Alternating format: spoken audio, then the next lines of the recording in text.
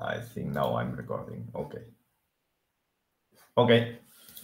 Well, I start again. Good morning. As I said, we will record this meeting. I am Joel Jurado.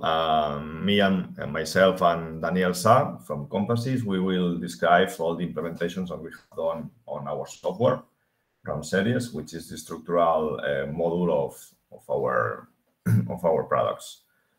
I will start describing these implementations, and then we will move to an example case. And as said Daniel previously, the idea is that you will not do it in real time. Also, we will describe it. We will show how to do it, but it's not the idea is that you will not do it. Okay, because it's to be more dynamic on the meeting. And then after my example case, Daniel will show you also another example regarding the nonlinear dynamics. So if it's almost 10, so I think that we can start. First of all, let me show you the agenda, the planning agenda. Okay, as I said, that we have 1 hour. We will have 1 hour for describing these advanced implementations, what we have done. That I will show you in the next slide, which are the topics that we will see. Later, we will have a coffee break to. Oops, someone else. Good morning. So, after this coffee break, we will start this first example case, and then we will start the second example case. The idea is that 1 hour for each case, but yeah, maybe it's less, but yeah, it's the idea. Okay, and then finally, once we have finished, we will start the questions and comments and end the session. So, as I said. First of all, what we are going to see, or what we are going to show. The idea on this second training is, once we have shown the first capabilities of how to manage, how to use RAM-series Tdyn, is to show that tools that are close related to the projects, research projects. It means that we will show how to define composite materials, and how to calculate and how to use it. So the first idea is, okay, how we create a composite material on RAM-series, and also that we can export our own material database. For example, if on another model we have a library of materials that we previously defined, we can import easily this library, this database to our new model. Next, we will show the types of composite materials that we have, and as I said, and how to define it. And one of the composite materials that we have in particular is one implementation that we have done within FIBRE4YARDS, which is a custom connection modeling. In sense that this material, you introduce the stiffness matrix of a connection, for example, or a detail, a structural detail, and then the model can take into account its performance on the whole model. As we are talking about composite materials, we are talking about orthotropic materials, so we have to define a direction, or at least a main direction of our material. So it's mandatory when we are talking regarding composites to define the local axis of our geometry. So we will show how to define this local axis on complex geometries. Once it is done, then we will move to the nonlinear dynamics analysis applied to vessels, how to perform this nonlinear dynamic analysis. If you remember on the first training, we saw how to calculate the linear case. Now we will show you this non-linear case, which will be described by Daniel Sa. And lately, finally, the fatigue damage assessment applied on both on steel. We will show you on steel materials, but also in composite and laminate materials. So I will describe a brief description of the theory and also the methodology of the calculation. So let's start with someone else. Oops. I think that, okay. Someone wanted to join, but... Yeah, Joel, yes. I just allow him in. Don't worry about, I will be admitting the people, okay? Yes. Okay, you can, okay. Good, perfect. Yeah. Perfect. I supported you here. Thank you, thank you. Well, okay, here is some, for those of you that you have familiar with RAM-series, in the data tree of our model, we have the option analysis. Let me. We can just right-click on analysis, and then these windows appear, in which we can define the type of simulation dimension or analysis type, static or dynamic, for example. And also we can choose a nonlinearity for our case, which it's for the case that I will show you, it's not the case. And then here appears a tick, something that we can select, that is the use laminate composite materials option. When this is selected, then on the region of materials and properties library appears orthotropic materials and also FRP reinforcement materials, FRP matrix, composite layer, and more specifically laminate materials. Let's say that orthotropic materials belongs to the definition of the layer, how a layer is, which are the properties of a layer, and the laminate is for generating the composite itself. I mean, the laminate material, which we have different stacked layers. So say that also we have different constitutive models for laminates, which are the serial parallel or based on rule of mixtures. These two we will not see it, as they are out of the scope of this second training and belong to for modeling nonlinear composite materials. And we will focus on the classic theory, which is the classical laminate theory. So in this option, if we right click, then will appear the composite laminate windows in order to generate these laminates. The laminate definition screen, we have the name of our laminate that we want to give it, the constitutive model that we will use, as is the case, the classic laminate theory.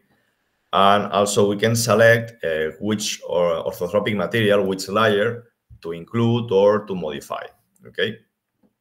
So the idea is that here in these windows, we appear the composition of our laminate that we have created. This is the default material that we have, an epoxy glass layer with a carbon epoxy layer, okay? But we can change it.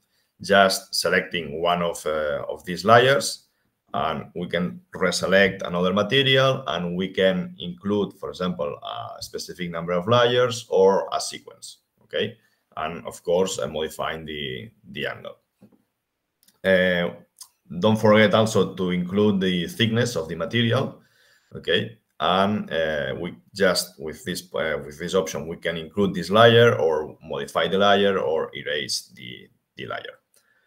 Also, if I have defined different laminates, for example, here only we have the classic one, but if we had a classic 2, classic 3, okay, we could include also the whole definition of a whole laminate, okay, with this option of previously defined laminates. We will see it in our case example, all this. And finally, for showing purposes, we can see here the visual description of how this laminate is being. And then we can see, okay, I have, if you have made a mistake on the definition or whatever, okay. Okay, yeah. Just a reminder, this calculation of, or this definition of the materials are based on class-associated rules, and also which are also based on rule of mixtures theory. So next slide is, okay, imagine that I want another laminate that is out of the database of RamSeries. Can I create this new material? Yeah, yes, of course. RamSeries has a tool, a generator tool for creating their own properties of our layer. So what you have to do is go to the utilities menu, materials option, and then composite materials properties. Once it's clicked, it's selected, a composite calculator is opening. That is in fact, this windows of here, which we have two different zones. Okay, the one that selects the constituent materials, fiber or resin. Also, we can define some features of our layer, and finally, on this zone of here appears the properties, the calculated properties of this layer. So the idea is that, okay, we can select our fiber, define the properties, the stiffness, longitudinal transverse stiffness that we need. The same for the resin.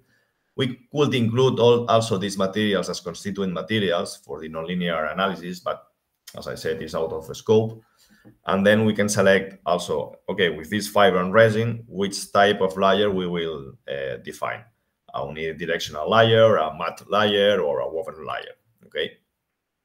And also the percentage of reinforcement, the percentage of direction, if in the case of it is a woven laminate, as well as the mass of reinforcement per meter square. So when all this is selected, we can calculate these properties, as I said, and then once these properties are calculated, we can include it on our database of our material. So we can use this material that we have created.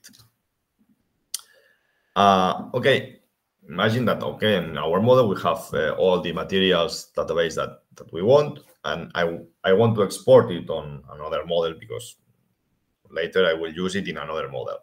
I have to create all these materials again? No. We just can export all this database, going to utilities. What is? I don't remember. Well, I will show you later on import, export. Yeah, utilities, materials, import, export materials. Okay, this option here. And then this windows appears in which we have several options, such as import from a file or export the database, okay?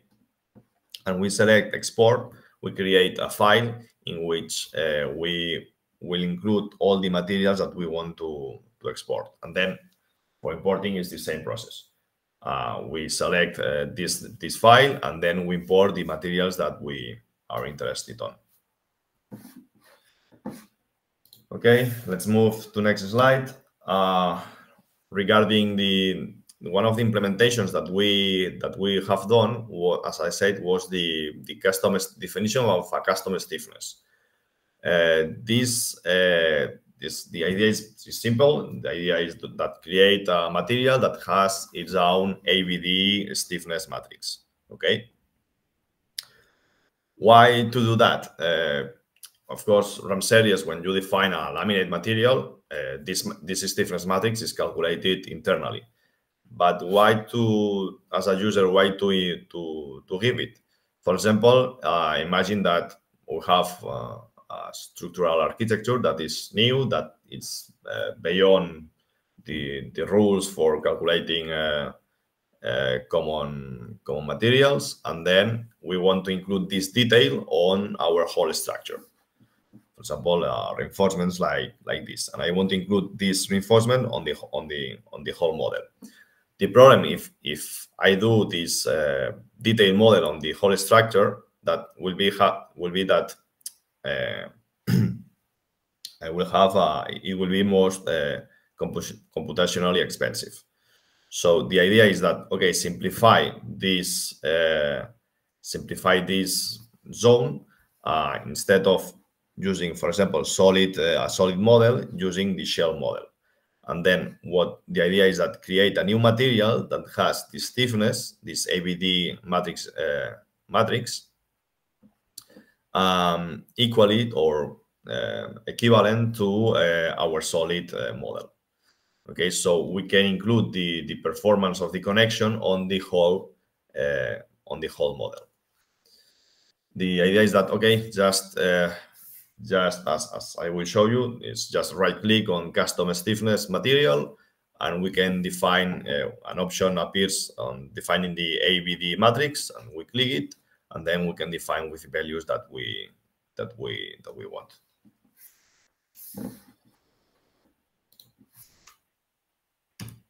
Okay, now let's move to the fatigue damage assessment for composites and laminates. Also, I will describe the methodology of fatigue, and this methodology between steel and composites is pretty much the same, but there's a few differences. Okay, the idea is that we have our whole structure. We conduct a dynamic analysis, and then we have cyclic loads or dynamic loads such as wind or waves, and we have an historic stress on a particular point of interest, such like this.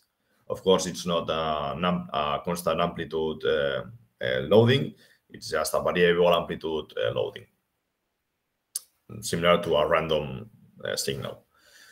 Okay, once we have conducted the whole analysis of the whole dynamic analysis, and we obtain this stress history, then what we go to the post process, as I will show you, and then we can calculate the rainflow counting for this historic stress. This rainflow counting method, what does is count just the number of cycles of a specific range of stress. Let's say n minus. Okay, this n minus is just the number of the cycles of a specific range. Then we compute the Palmer-Minor rule based on this equation, and what we are doing is comparing, okay, how many cycles of a specific range we have, and then divide it for the number of cycles at which the material will fail for that range of stress. Okay, and we can compute the damage, or let's say more than damage from a constitutive point, it's another damage. It's how much life I have spent on the material. And then when this damage, Palmer-Minor damage, it's equal or higher than 1, then we know that our material has failed.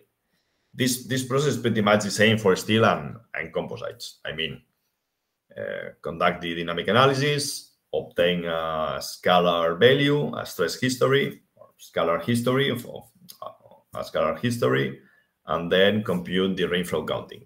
Once we have computed the rainflow counting, we just apply the Palmer-Minor damage rule, and that's it. Okay.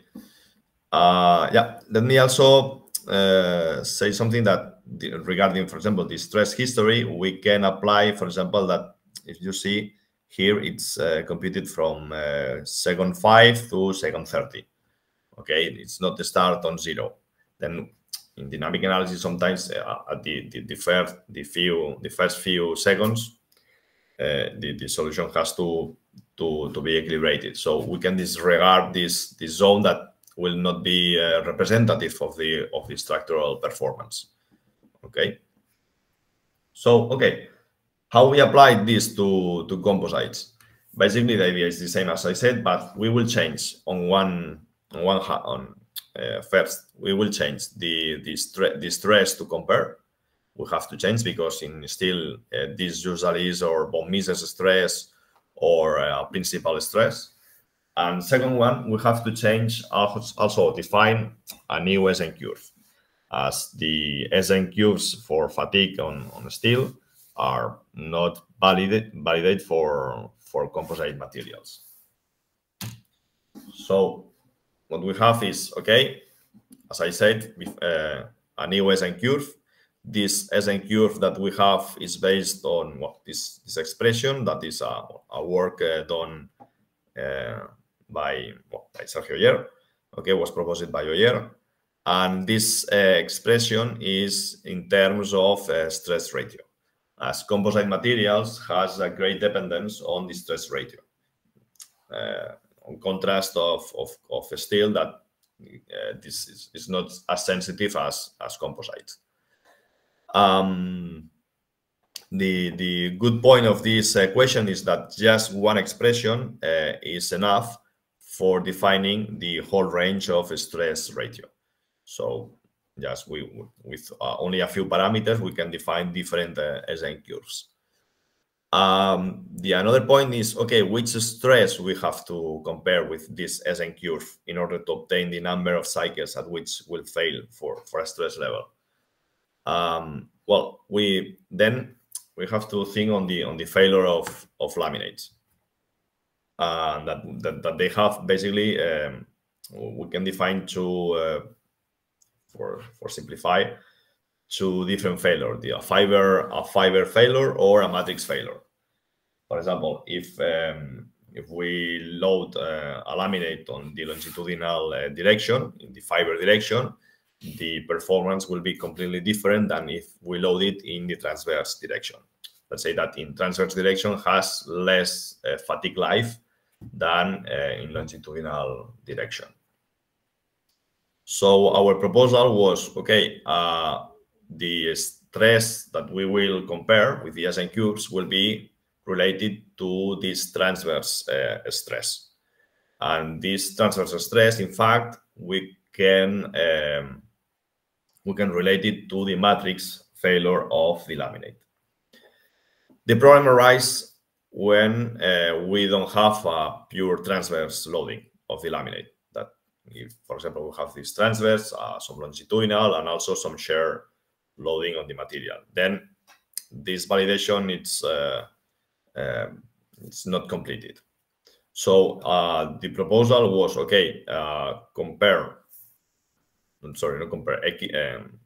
make a equivalency between the SN curve of a pure transverse loading, it will be a unidirectional 90 degrees laminate, to the matrix, and then obtain an invariant, okay, that takes into account the transverse stress that we have applied on this laminate, that maybe it's a 45 degrees, and also the shear stress applied, obtaining this equivalent stress. And then this equivalent stress is the one that we compare to with our SN curve. Yeah, and that's pretty much regarding the fatigue damage on composites. Now let's move to the nonlinear dynamic analysis, and this will be explained by Daniel Sa. Daniel, I leave you the floor. Okay, thank you, Joel. Hello again to everyone. I'm just going to summarize a little bit the need for this nonlinear dynamic analysis, especially on vessels, and how this complements the rest of the implementations and numerical tools that we have available for working with advanced materials or advanced manufacturing processes, and of course with traditional materials. So the point is to be able to conduct a very detailed analysis on a vessel, accounting for the real loads. So what we want is to have the vessel in a floating condition, and also we also want the loads coming from the waves and the advancing velocity of the vessel to be applied on the structure.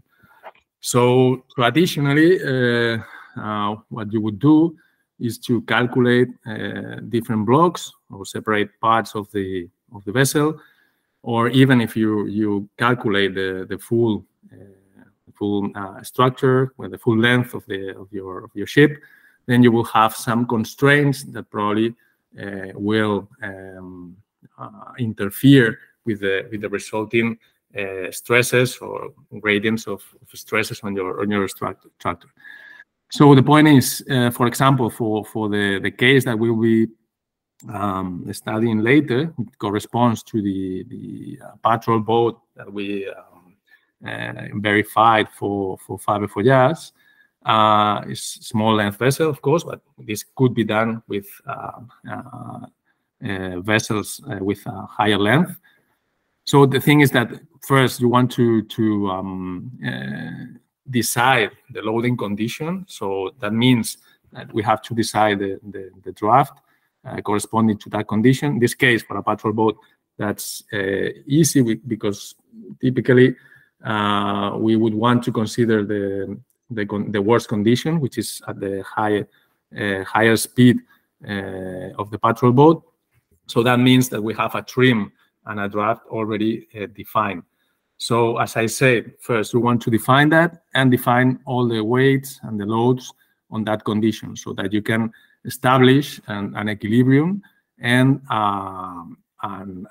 first perform an initial static analysis to assure that equilibrium. So that means that on your model, on your static analysis model, you will have an equilibrium between the hydrostatic pressure, so the displacement, which is another load that you can apply, and the whole another weights corresponding to the loading condition. Okay, so once you have that, and as you see here, and you will see in the model, we have applied conditions in a very specific place, which is corresponding to the position of the center of the position along the x-axis of the center of gravity.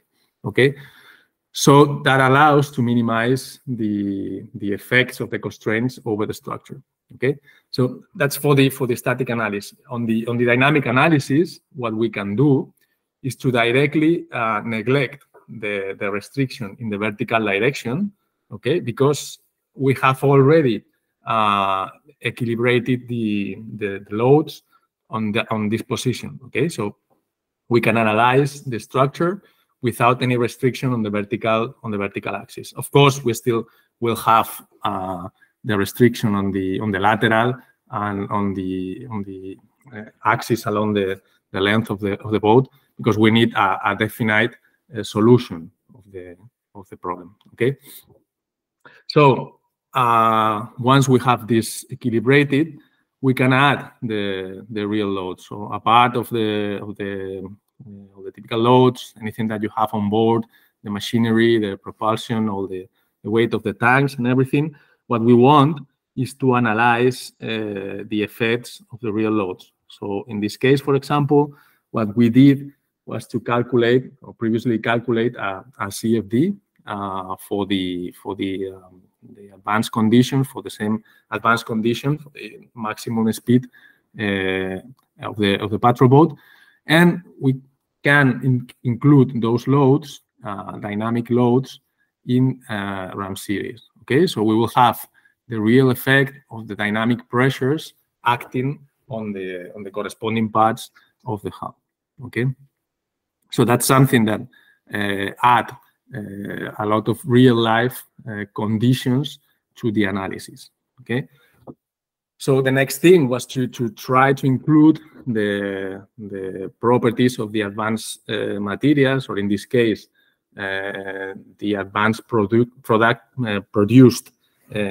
materials on the patrol boat. Okay, so as Joel was mentioning before, we have the possibility of including not only local access, but local access in a certain direction. So as you will see in the example that he will show, these local axes are not fixed on the surface, but they follow a line or a pattern that we can define on each of the surfaces. So it's a sense of following up the main direction of the orthotropic material. Okay?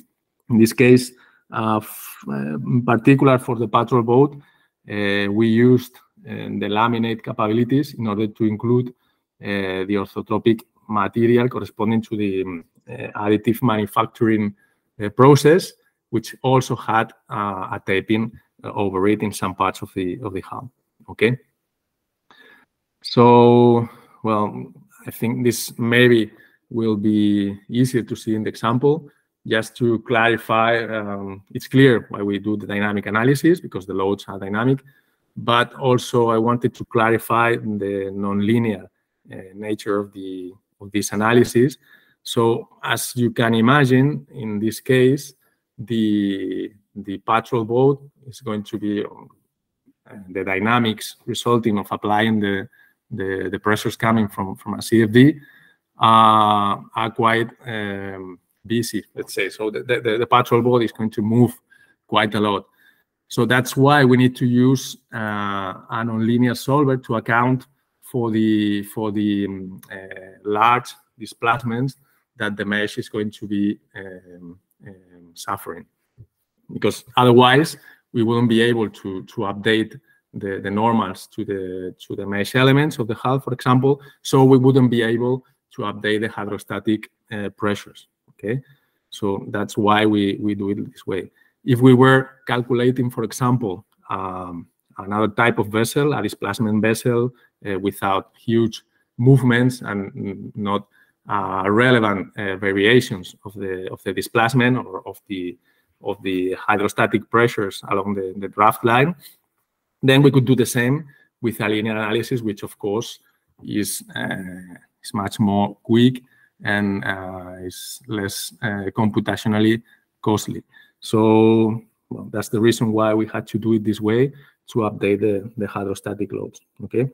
Also, in this case, we did it with loads coming from the CFD, but then again, for a displacement vessel at much lower speeds, we could introduce the dynamic pressures coming from a sea-keeping analysis. Okay. So either ways, in both cases, if we do it this way, just introducing the load with a history of dynamic pressures, we are just doing let's say a low level or a weak coupling. Okay. The other option is also available, so we could do a strong coupling running, for example, the CFD and the structural analysis coupled at the same time. So at each time step, one solver is going to be providing the pressures, and then the structural solver will provide back the deformations, so they will iterate.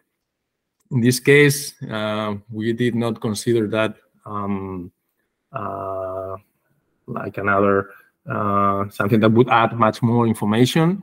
So that's very useful, for example, where you have cases where the shells or the structure is very flexible. Okay, so the local deformations can affect the pressure fields or the velocity fields around the structure. We thought this is not the case, but just for you to know that it's something that can also be done. Okay, so I think it's better that we see this afterwards in detail in the model. So yes, we are not going to do the model from zero. I will be just showing how to configure one of these analyses, how the time steps and the total time steps are chosen, and the damping that has been chosen, and why the different solvers and integration methods that are available, which are more interesting for linear or for non-linear analysis. And yeah, I think it's better to see it on the example. So well, I think we are done with this presentation. I think we are ahead of time, so that's good. We just, well, well, I was planning to show this also in the model, but we can, I can describe a little bit the importance of having this type of advanced analysis, because as you can see, we can give highly detailed results on different parts of the structure, especially in this dynamic analysis. We can see the evolution of the different stresses and also the evolution of, in this case, for example, the Saiwu failure index, which we chose for verifying the materials of the structure. And of course, this analysis is not that lengthy to allow us to do or perform a fatigue and damage analysis, as Joel was shown before.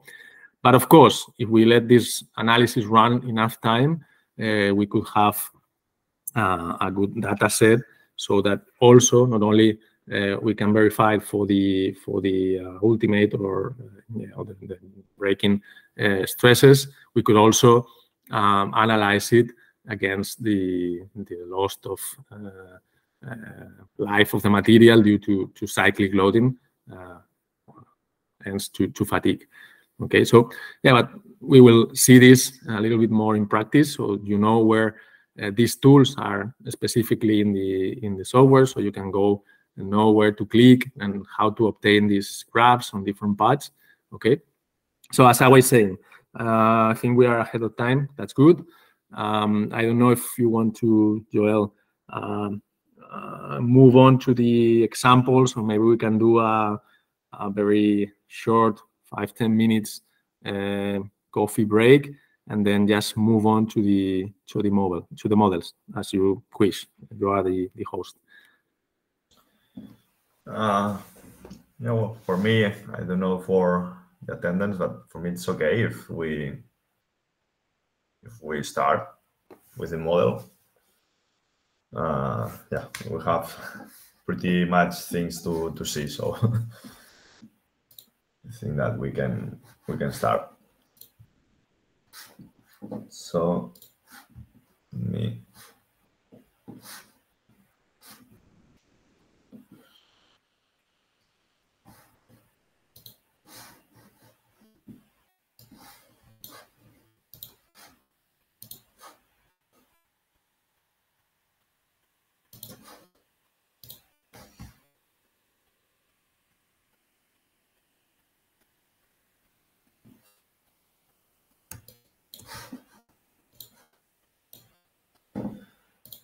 Well,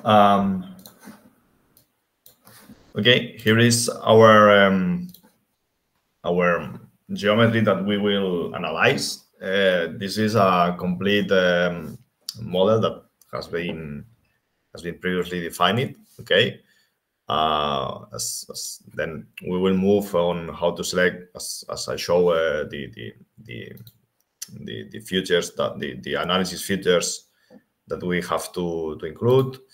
We will move to the constraints. Also, this is from the first training session: dynamic conditions, regard, definition of the local axis, material properties, and load cases. Here, as you see, well, there are different loads already applied. Okay, and also the materials. What I will do is start from zero. I mean that I will export the materials database of this model that has already exist, and then I will import on a new geometry, and then with this new geometry from zero I will start again. Okay, so the first point is okay to export the materials database that we have on our on the existing model. We go to utilities, materials, import, export, and then opens this window, okay, where we have.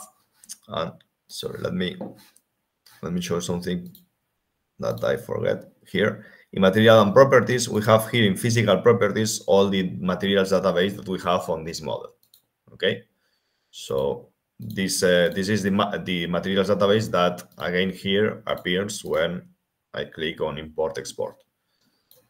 Is again, okay, appears all these laminates previously defined and also the orthotropic materials. Then in this case, the orthotropic materials that we have used is the default one, so we don't have to export it. But here we define it different laminates, okay, and then this will export. Then we select and we send it back. Well, sorry, we have to select a file.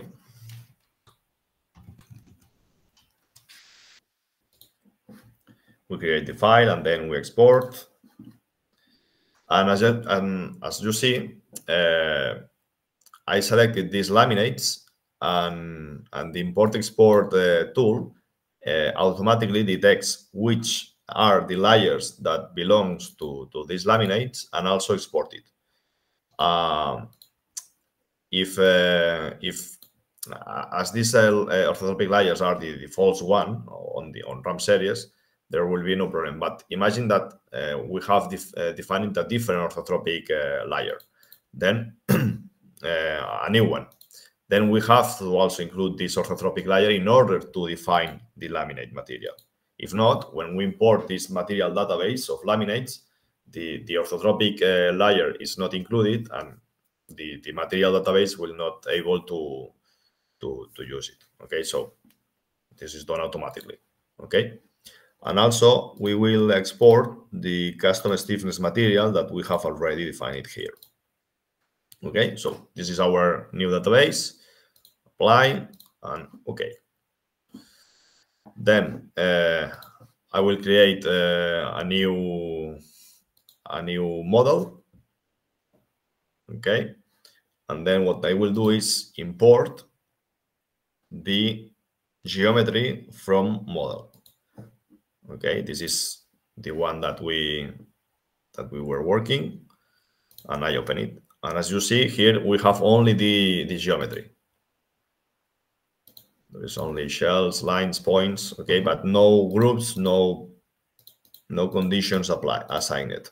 Okay, so let me open second place the original one to copy all the following on the features that we have to assign. Okay, sorry. Okay. Yeah, as I said, the first one is, okay, we go to analysis, and as we will do a fatigue damage assessment, we have to conduct a dynamic analysis. So we go to analysis type and we select dynamic analysis. Also, as this case will be a linear dynamic analysis, we don't have to select any of our non-linearities, as it will be the case of Daniel will show you. Okay. Also, as we will use composite laminates, we have to activate this option, the use laminate composite materials. Okay. If not, what happens is we have here all the materials database, but we cannot assign a shell as a laminate material. As you can see, here only appears isotropic, but not laminate material. But then just selecting this appears also that these options of laminate shell, stiffness shell, and laminate failure in shells, and custom stiffness shell. Okay, so if that is required.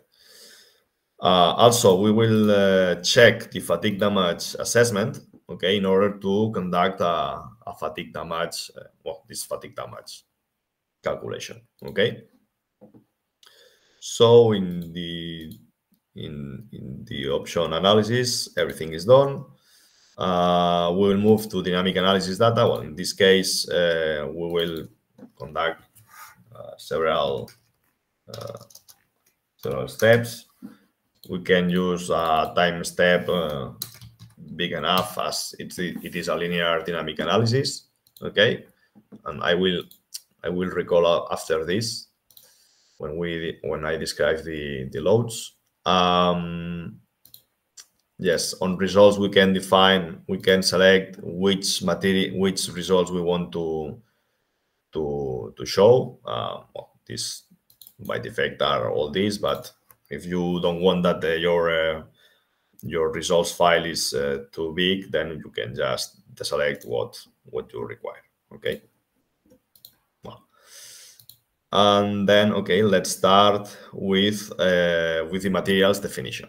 Okay, then we will start with this. So first of all, utilities, materials, import, export, materials database. We go to the file, import file, and this second one that we have included. Okay, and then we go. What we do is we have to select the other arrow direction. Okay, to include it in our database. Okay, and says, okay, this already exists. Do you want to update it? Yes. Okay. Okay, we have here, as you see, all our laminates previously defined in our database. Okay, and here, custom stiffness. Okay, sorry, I selected this also. Yeah, and also the connection material. Okay. Just let you know that also you can export like this, but also you could import from a database from CompassIS. If you have a file of CompassIS from Bureau Veritas with previously defined different materials, you also can import this database. Okay. Okay. So we apply.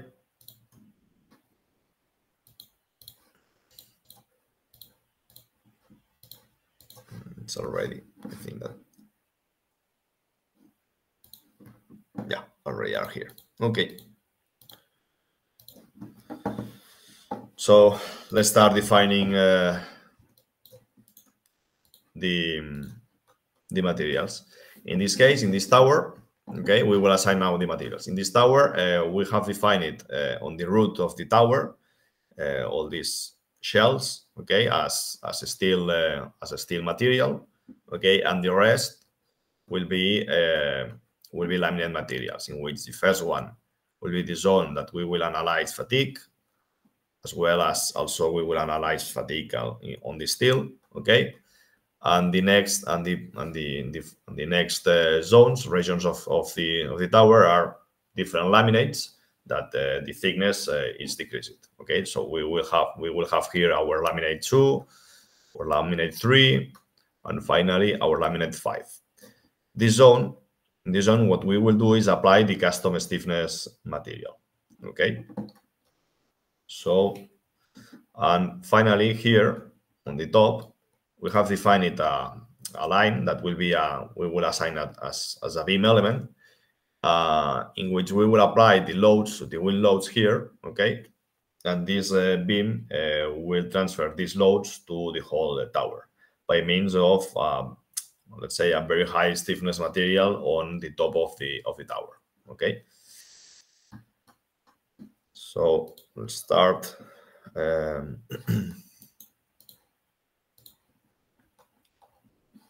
We select for selecting a steel, we select the isotropic shell option, and then appears this window where we can select the thickness of our shell. Okay, the material, we can select a user define it, and then define the mechanical properties, okay, and the weight properties. In our case, well, we just selected this standard steel, and we choose 2 millimeters of thickness for the shell. We select the zone, and we can define a name for this group. Okay. Then we have created this group where we have the thickness, the material defined. Okay, and we can go to right click, draw. And we can see that this zone has been selected as steel, okay? And the rest, there are no materials assigned. This is a good practice in order to check if there is a zone that there is no material defined. And if it is the case, when you run the model, it will be some errors warning the user that there are some elements that has not material defined. Okay. But also, well, I like to check it anyway. If to check that I have assigned all the core materials to each entity. Also, I will define this high stiffness material for the top tower using an isotropic shell. Okay, and then what we usually do is give a high thickness and also increase the mechanical properties, obtaining high stiffness on this shell. The idea is that the point is that for this analysis, I don't want to focus on what happens on the top of the tower. I just want to focus, for example, on what's going on the roof of the tower, which will be the part most loaded demanded.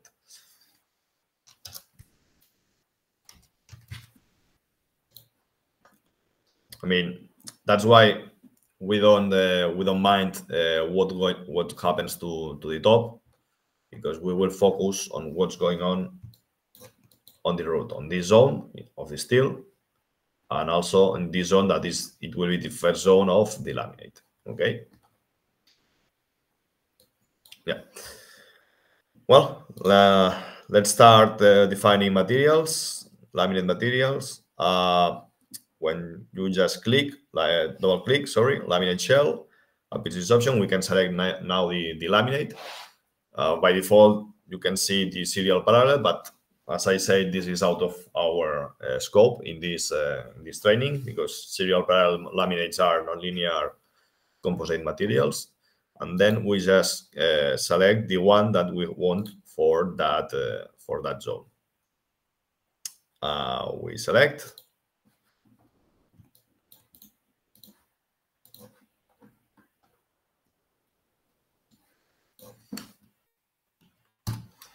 Okay, and that's it. Okay, and I say laminate 1. And we do the same for the rest. As you see, for example, here, when you select the laminate material, the screen says, okay, the number of layers that you have, and you don't have to define the thickness, because the thickness is already defined by the definition of the material. Okay.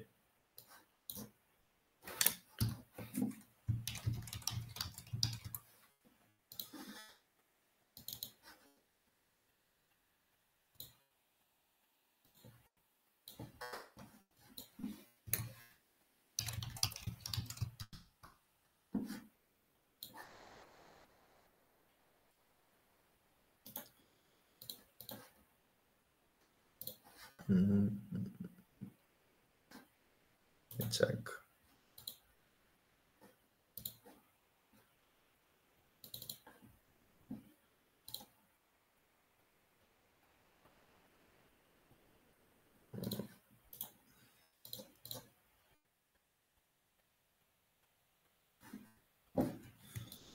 Where is the orange one? That's why I like to check, as I see that I think that this is here, but this is not here. Okay.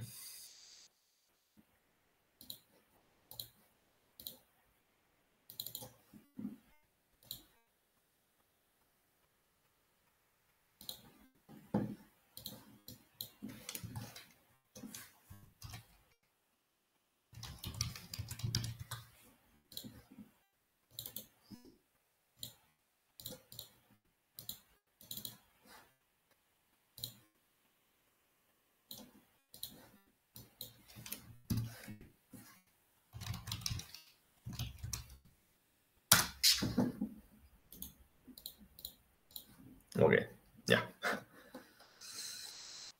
Finally, the last one.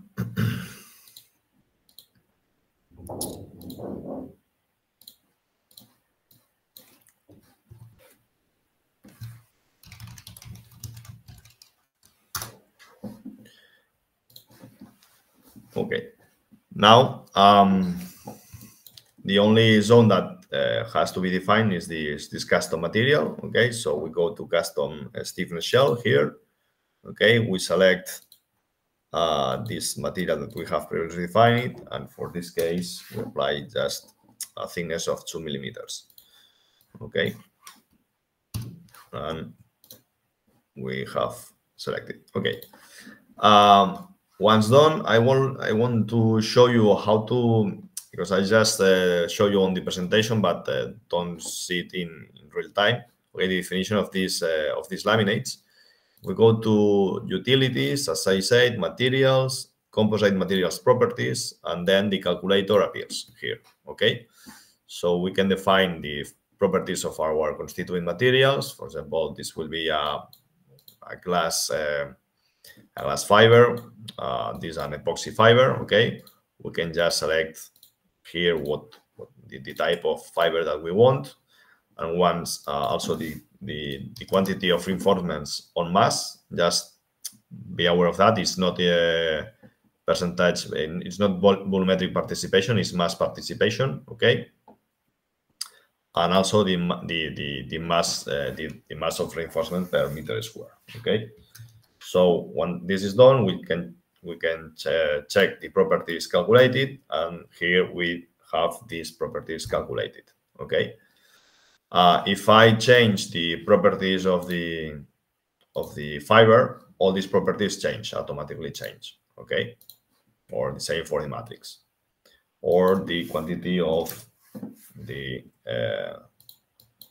reinforcement also. Okay. The mass reinforcement, if you change it, the mechanical properties does not change. What changes the thickness automatically calculated of our laminate. Okay. Also, take in mind that these mass reinforcements, the thickness depends on the mass reinforcements, but also from the densities of our constituent materials. This calculator is the same as we have in CompassIS, for example, but the only difference that we can define the properties of the fiber and matrix. We can change it not only by constituent, but also by directly. Okay. If we have, for example, if this is the case, that this is the layer, that the orthotropic layer that we want, we can give a name, my layer, for example, and then include it on the database. And here appears on orthotropic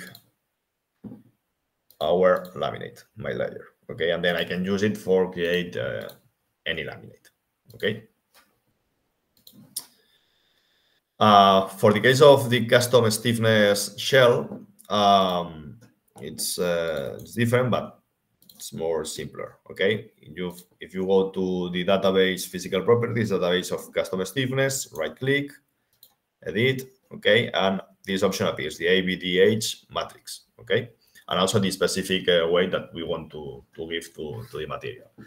If we click this icon here, matrix can appears. Okay, and then we can define the material, the stiffness matrix for our material. Okay, this is the case. These numbers are obtained from a paper from Tdyn, in which they developed this the model of compute the stiffness matrix from a micro model. Okay, so just I reproduce the numbers. Okay. Okay, so laminates are done.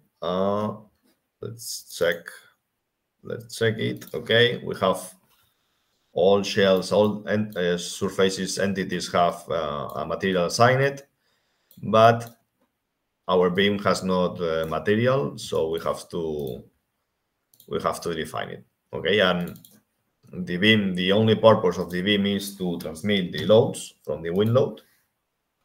I will give it also a high stiffness in order to transfer all these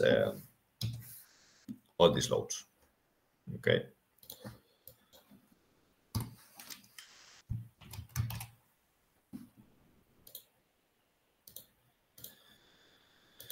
Okay, so finally, the part of materials, it's already done. Almost done. Okay. Let me check. Yeah.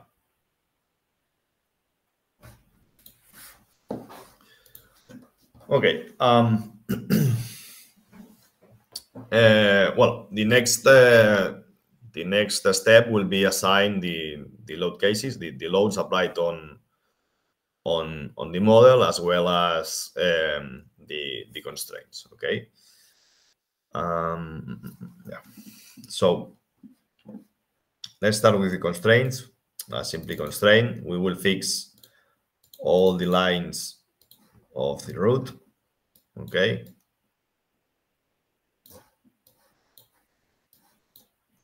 Okay, all this in X, Y, and Z. Okay.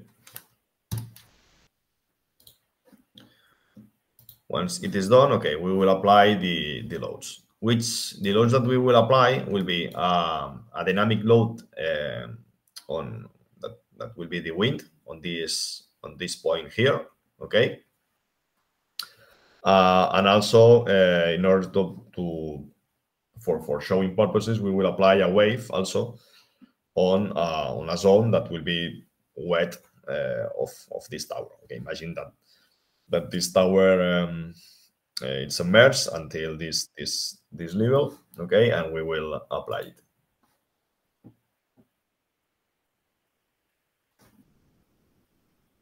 Sorry. Okay. So, oops, so it's 11, almost 11. Well, I think that maybe well, we can take a coffee break now that before to starting the load cases. So the assignation of loads. So if you agree, if there is no complaints, okay, I think that we will conduct now the coffee break. Okay, and then we will start. We will continue with the load definitions. See you in 15 minutes.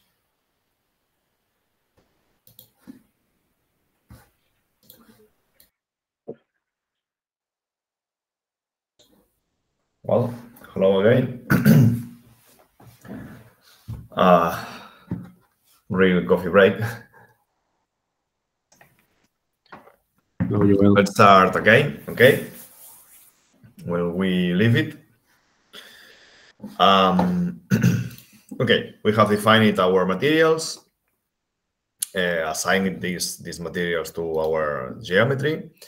Now let's, well, we assign it also the restrictions. Now let's assign the loads that we will apply, okay? First of all, create this combination, this combined load case, okay? Just create it, that's all. The first load that we will define is the self-weight of our tower, okay? So we go to shells, self-weight load, double click, and we select our whole geometry. If we want, for example, to check the weight of different parts of the tower, such as how much weighs the steel part, how much weighs the laminate part, then we should split it, okay?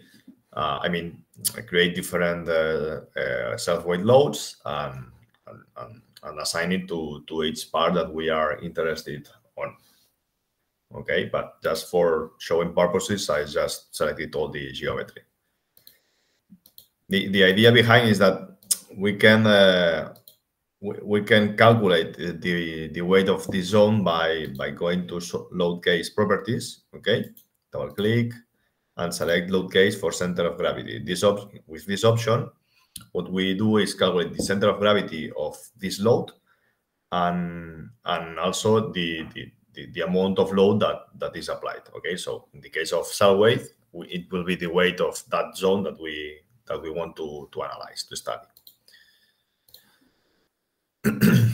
Well, so the second one, and I have to check the other load, the other model, is the wind load, okay?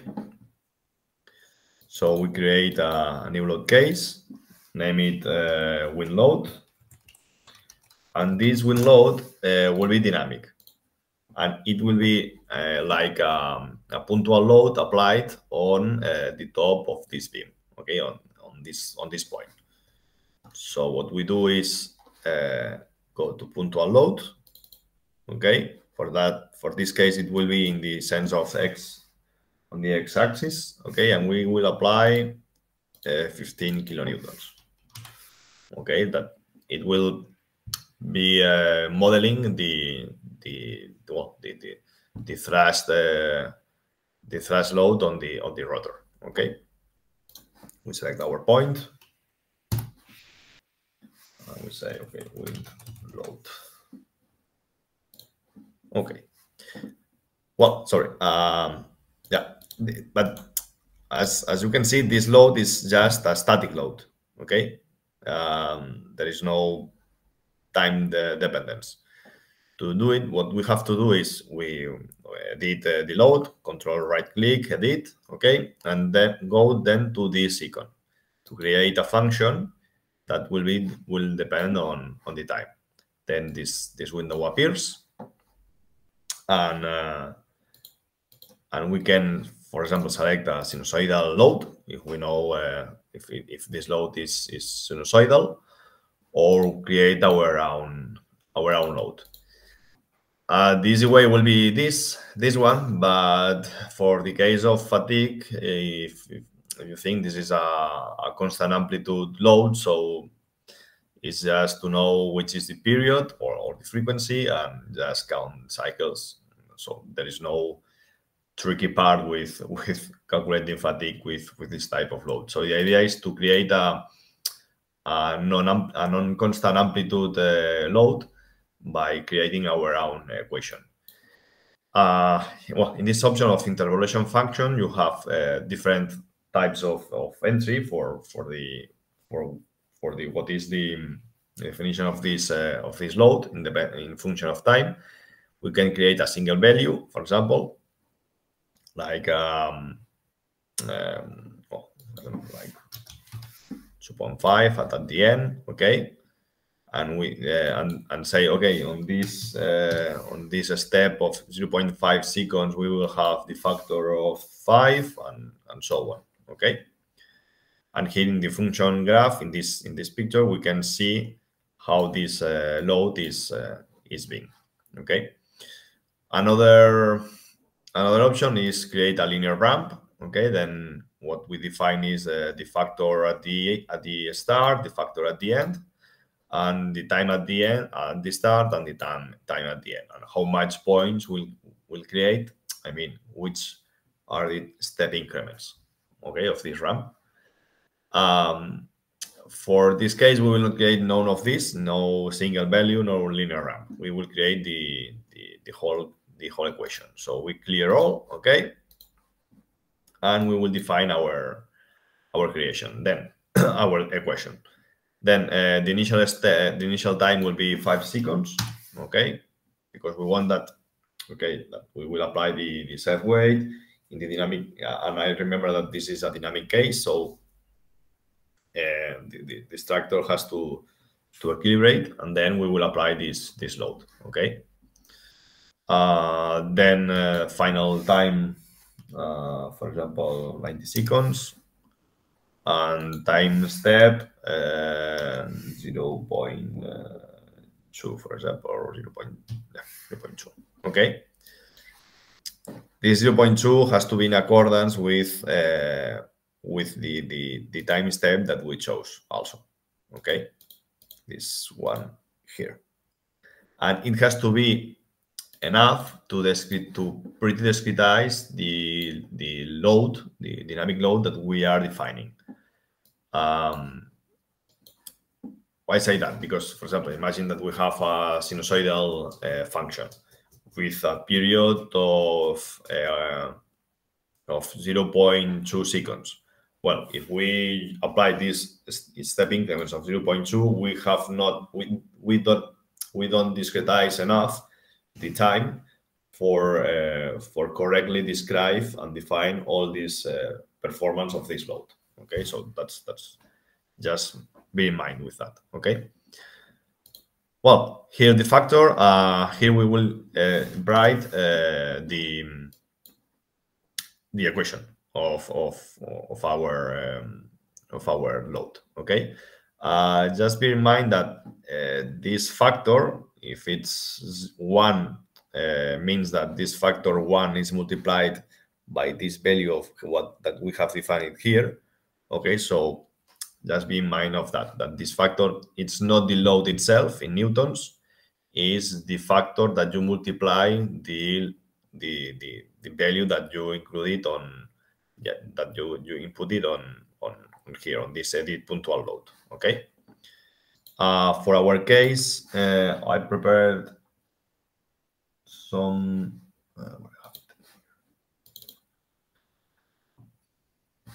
a signal like this, for example,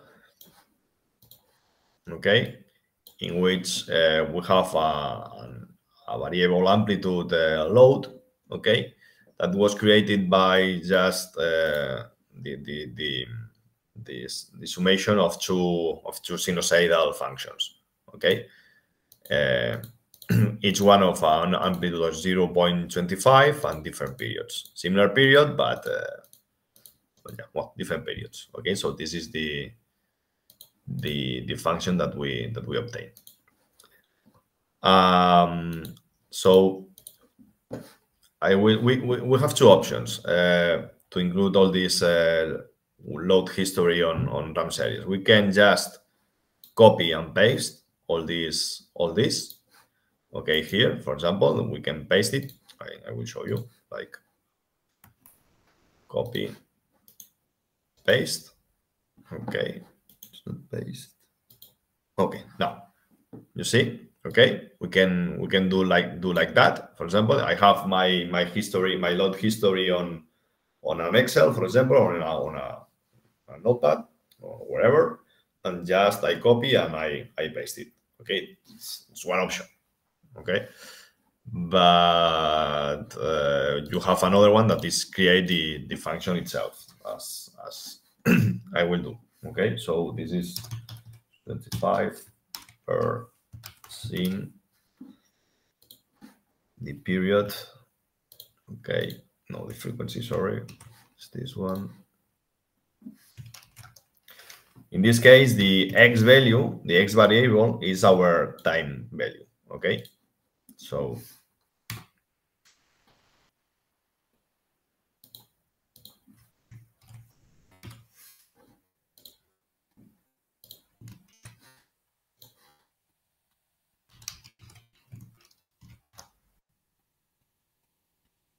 okay, check. Yeah, that's it. And here we have the whole signal. Okay, so we see that it has an amplitude load, and just I want to include this factor. Sorry. Yes, I want to be always positive. Okay, that's why I include this 0.5. In the sense that it means that the load, the wind is pushing always our rotor.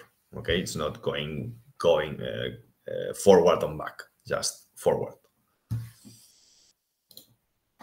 Okay. Yes. And then also we will include a wave load, for example, that will act on all the surface of here. Okay, so how we define this wave load? To define this wave load, we have to activate the marine tools option in analysis. Okay, we go to analysis and then click on marine tools. And then this wave data and also this wave load option appears. Okay, so we create it, wave load.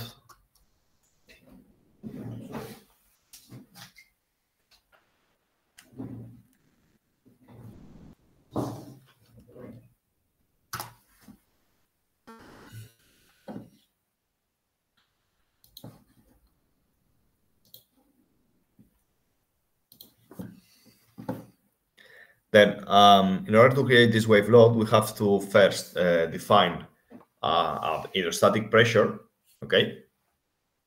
And this wave load will apply on this hydrostatic pressure, modifying, applying the hydrostatic pressure plus the dynamic pressure due to the wave, okay? So we define this hydrostatic pressure as a pressure load, okay? We go to define, to edit this function. This window appears, but we don't want to define it in function of time. It's just in function of geometry, okay? And it's not a triangular load itself. It's an hydrostatic load, okay? And then we have to define the reference coordinate, which will be the free surface. In this case, we have to check it. I know it, but I just want to show it, okay? We go to coordinates and select, for example, this point. And we see that its coordinate in z-axis is 6.33, okay? So we will define like that number or as the level of the free surface, okay?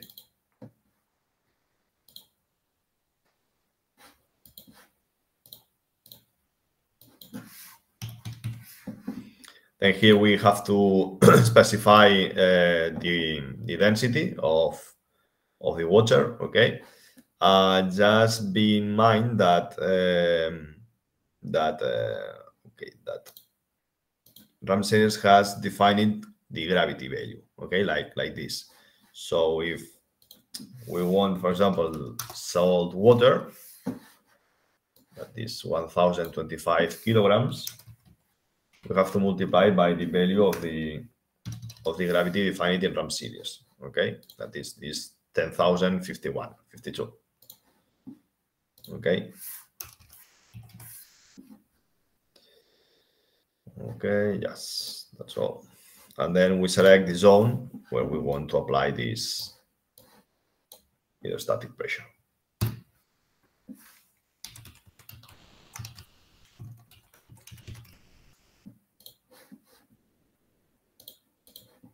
Okay. Well, this, in fact, I will define it as hydrostatic. I will define now here wave load.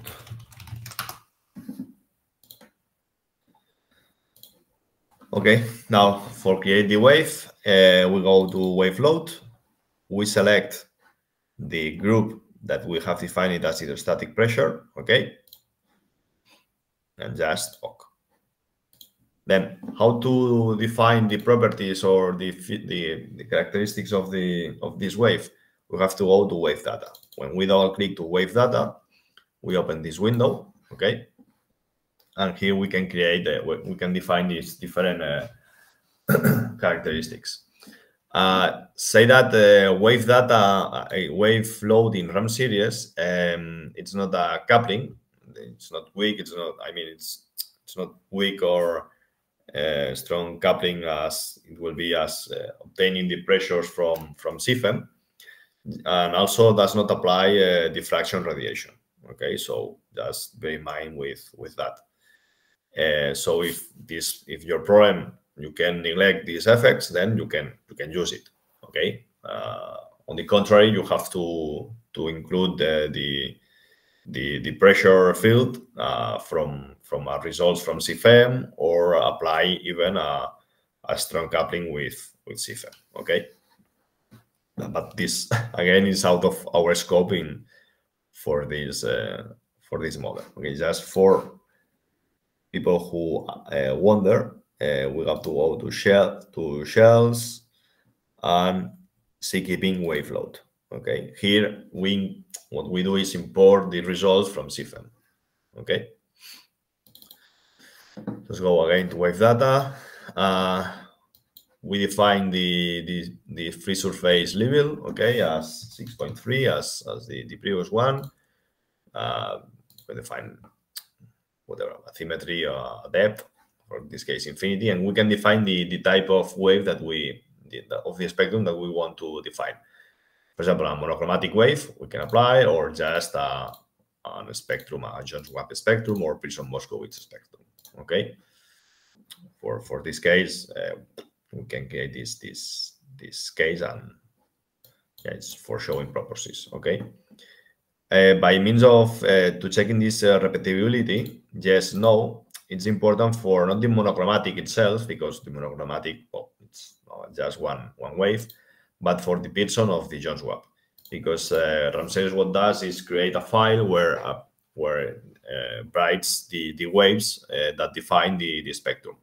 So if you want to repeat the same exact waves, you have to select this repeatability. If not, the spectrum will be the same with the same properties, characteristics that you have defined, but the waves will be different on the phase. Okay.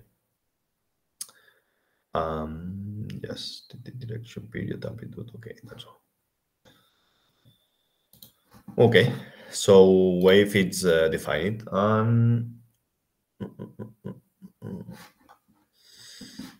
yeah. Also here, okay, yeah, there's one load that I have to include. It's the nacelle wave load wave. Okay, we will apply also in this point not only the weight, the wind load, but also the weight load. But to do it, in this case, as this wind load is dynamic, we will define another load that will be applied on the same point. Okay. If not, the weight of the nacelle will be dynamic also, and will be affected by this factor that we have defined on the wind load. Okay, so just to be clear.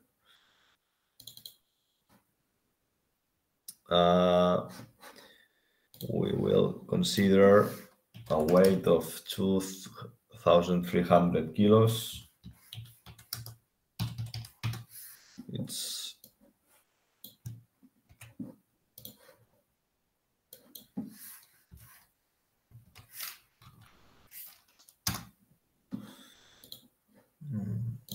here. Okay. Okay. Now I'm going to save.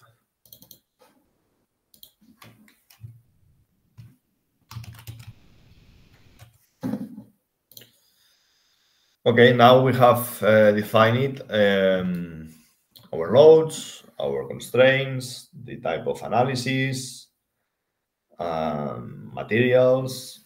So, okay, let's think previously before run the case. Let's think regarding which will be the performance of this model. Okay, we have applying a will load in the x direction, so we'll push like that. Okay. Also, we have applied self weight, so the tower is has some inclination, so will tend also to bend. Okay, due to this self weight, and also by the weight of the nacelle, and also in in the direction of x. Okay, the weights will be applied. So it seems quite obvious that the most demanded zones will be all this. Okay, so if our idea is, okay, I want to analyze this zone here for fatigue purposes, I have to pre-select it, okay? Then how to select all this? So let's go to materials, shells, and if we define it, the fatigue damage assessment, okay, we can select a zone, okay, that will be well, for the case of steel, we can select the zone that will be analyzed for steel in fatigue assessment, okay. We can define here the properties of our SN curve, okay. It can be a Wöhler curve or just a classification curve, okay. And we can even select the type of curve, okay, and the properties change. And then we select the zone that we want. For example, let's say that we want this, okay. The idea is that only select one zone is because in this group will be calculated the signed von Mises stress. In the whole domain, it will not, but in this zone, yes, okay. And this signed von Mises stress will be the scalar that we will compare with the SN curve that we are defining here, okay. So that's the point. And also the rainflow counting will be applied only on this zone, okay, not in the whole domain of the model.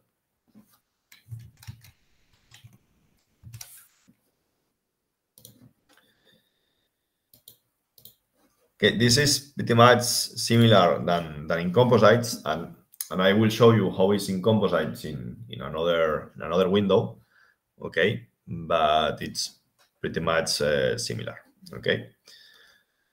Also, okay, this is steel, but what's going on in composites? Imagine that we want to analyze what's happening on this zone of the laminate, okay, that is the most demanded. We have the option of laminate failure in shells, this one, and select the zone that we are interested on, okay. And then in that zone we'll print some results that are very interesting. For example, the stress on the composite on each layer, okay, or the layers selected. These options are for computing the stress fiber matrix stress, but from the point of view of the constituents, and it's for only the nonlinear analysis of composite material. So we will deselect it. Also, we can include the failure index or also the damage of matrix and fiber, but again, this is for nonlinear composites. So in this case, we can apply the composite stress and the failure index, okay? And also we can select which splice we want to analyze and print these results, okay? So we just select, whoops, this one, no, this other, okay. All right.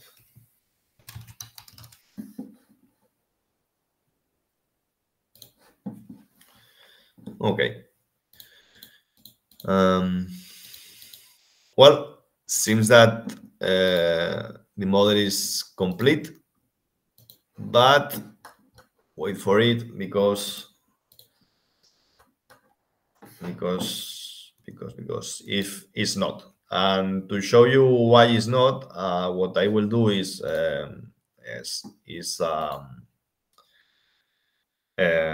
create the mesh already, okay? Because I want to show you how local access affect.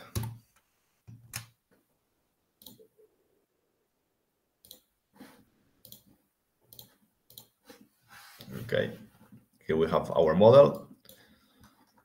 We will define another mesh later in order here, for example, okay, for more precision. But this is just for showing purposes. This is our mesh.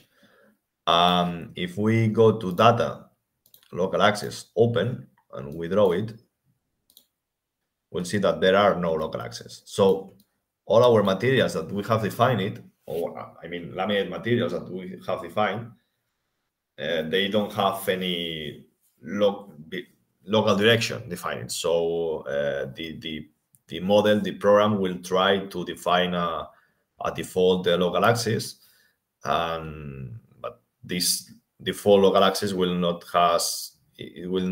be the same as the one that we wanted, or maybe for sure it will be not the one that we want. Then we have to define this local axis. Okay, that's what we are going to do right now. So the first step, that if we want to define this local axis, is go to local axis and define the local axis. Okay, we have to define the surfaces with local axis, and we select surface, assign automatic, and we select the surfaces. Okay,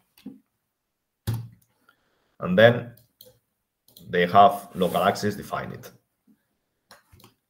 Here at this point, that's something that I do not check, that it's quite important, is to check the normals, because the Z, in this case, the idea is that the Z-axis points or inwards or outwards, okay? But all day in the same sense, okay? This will not be quite important, but we have applied an isostatic pressure. So now the direction of the normal is quite important. So the idea is that the normals has to point to inwards of the surface. So what I'm going to do is check these normals. Okay, we go to view, normals, surfaces, by color, for example, and okay, all surfaces points on the same sense. Okay.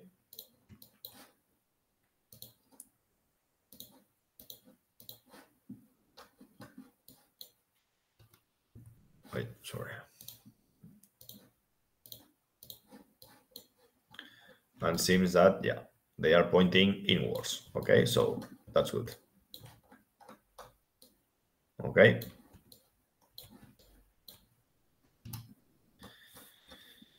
As I say, the normal direction will define the z-axis of the local axis.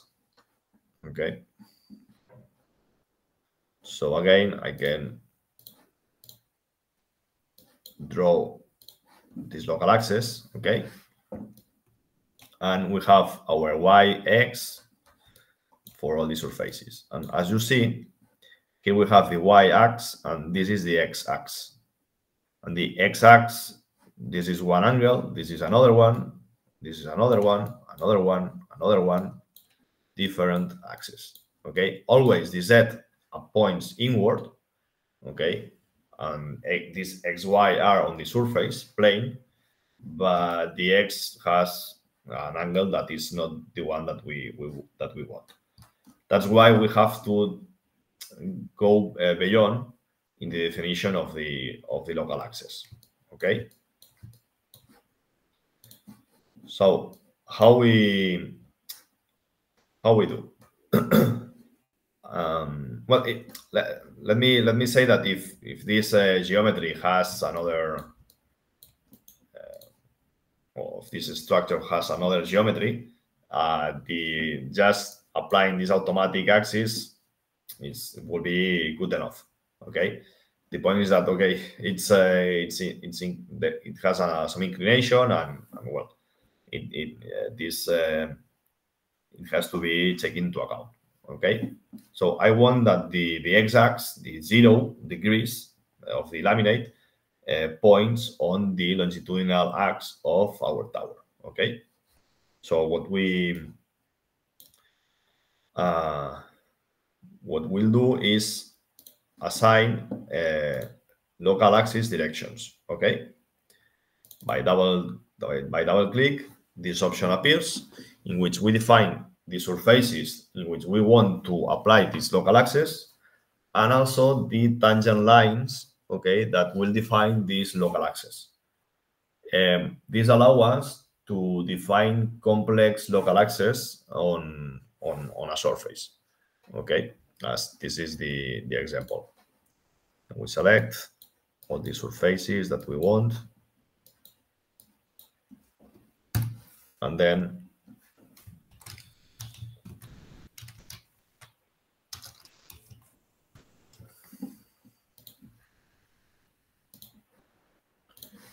the lines. Okay,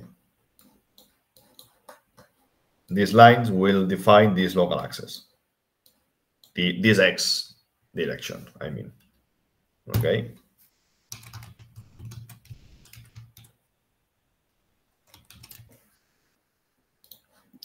okay, there are other options to define this local axis. If you go to data, local axis open, okay, we can create a generic axe. For example, we have to give it a name. Then we can create 3 points axis, 3 points xz. Okay, and this option what does is we'll go.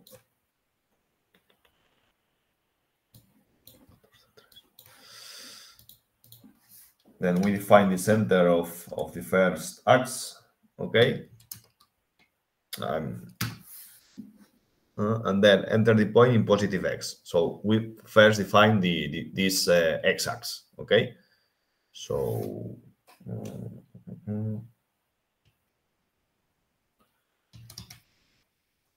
that the x-axis in this case will point towards the global z-axis. Okay, and now we define the the point that will define the z-axis. Okay, that will define will be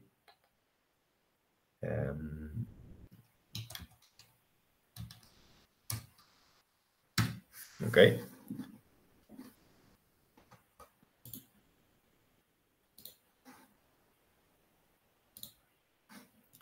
And here is this is the local axis that we have defined. As you see, the z-axis points towards the x, that the global x, okay, and the x of this local axis points towards the y as I want it. Okay, that's one way to define also local axis. Okay, another one is defining the vector of the x direction. Okay, and then give to the y an angle. I mean, like this one. Okay, we find also the center. I write it away in order to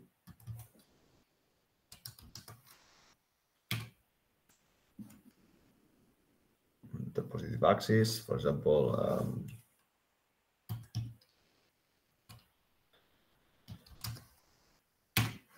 And now the angle 45. Okay, here appears our other angle. Okay, that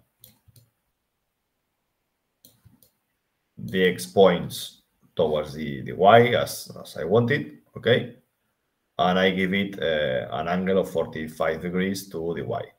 Okay, it's another method to define this local axis. Once they are created, they are saved. Okay, and I can use it. I mean, if you go to local axis definitions, we can assign to a surface these two local axes that we have previously defined here. Okay, these are all the methods to define this local axis. Okay, so let me check that. I think it's pretty much almost finished.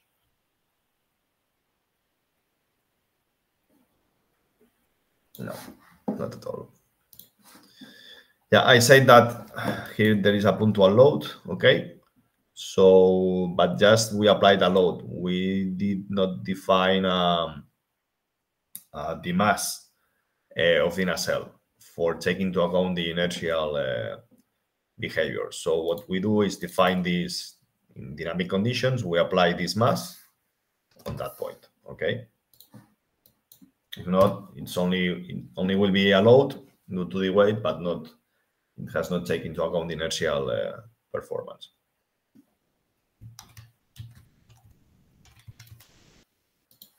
Okay. Now what I will do is remesh or define a size mesh lower for the zone of interest. I mean the zones that I want to check.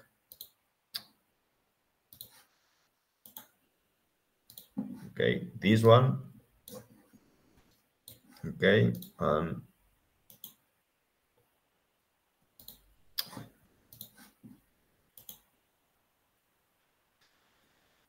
this one. Okay, these two.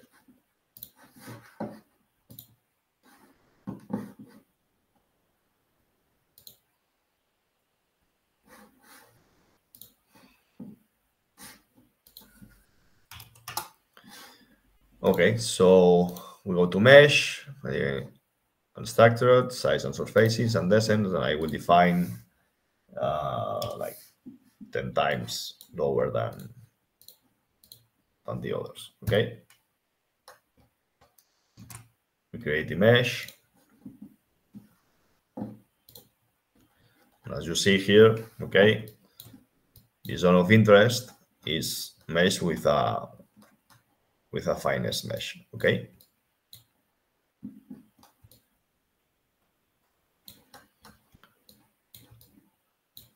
Okay. Now, once it is done, we can just run.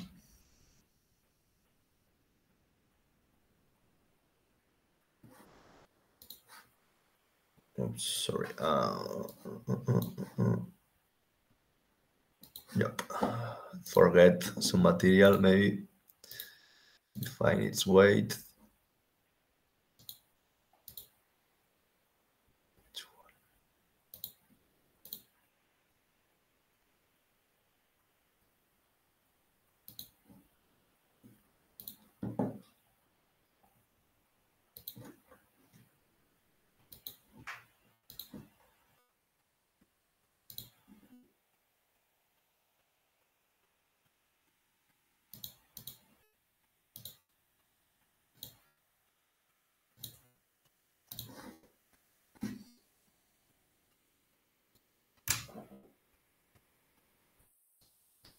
Which one I forget?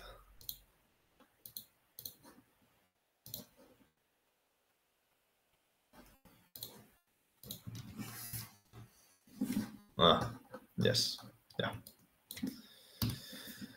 Here you are.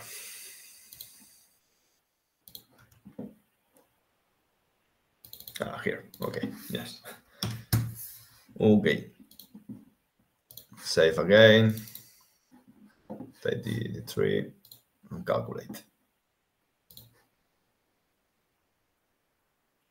Okay, and now it starts to calculate.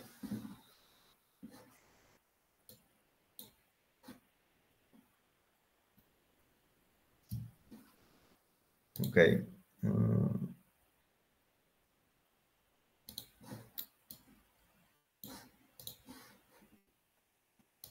Check one moment.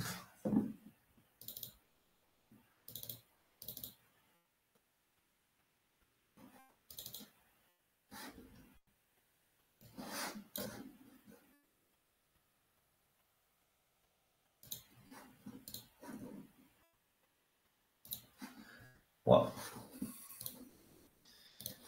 to not wait for the results, I have here where you are. Another case, okay. The previously one, okay. I just calculated some few steps, and and yes. So, but let me check. Sorry, this one I didn't check. This one.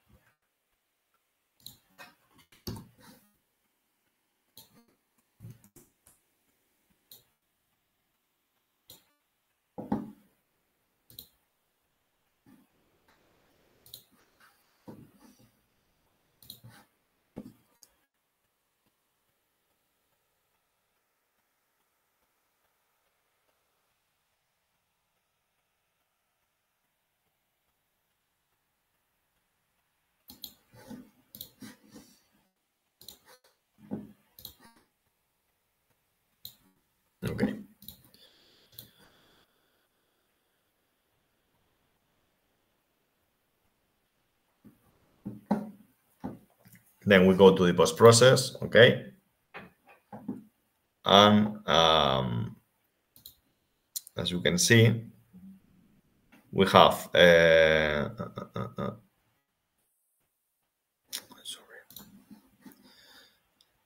sorry, I didn't have it completed.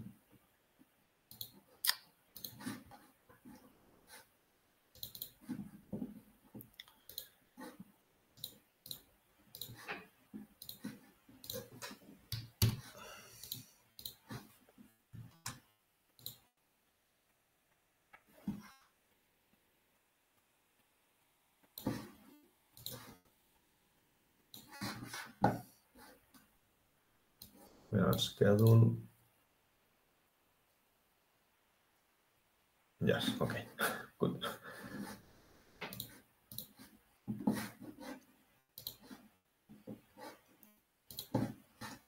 Just stop it because I don't want to run in the whole case. I just want to show you the results, okay? Okay. Well, the results that I want to show you are the following. In first place, the signed von Mises, okay, which is calculated on top, bottom, and the max of each one.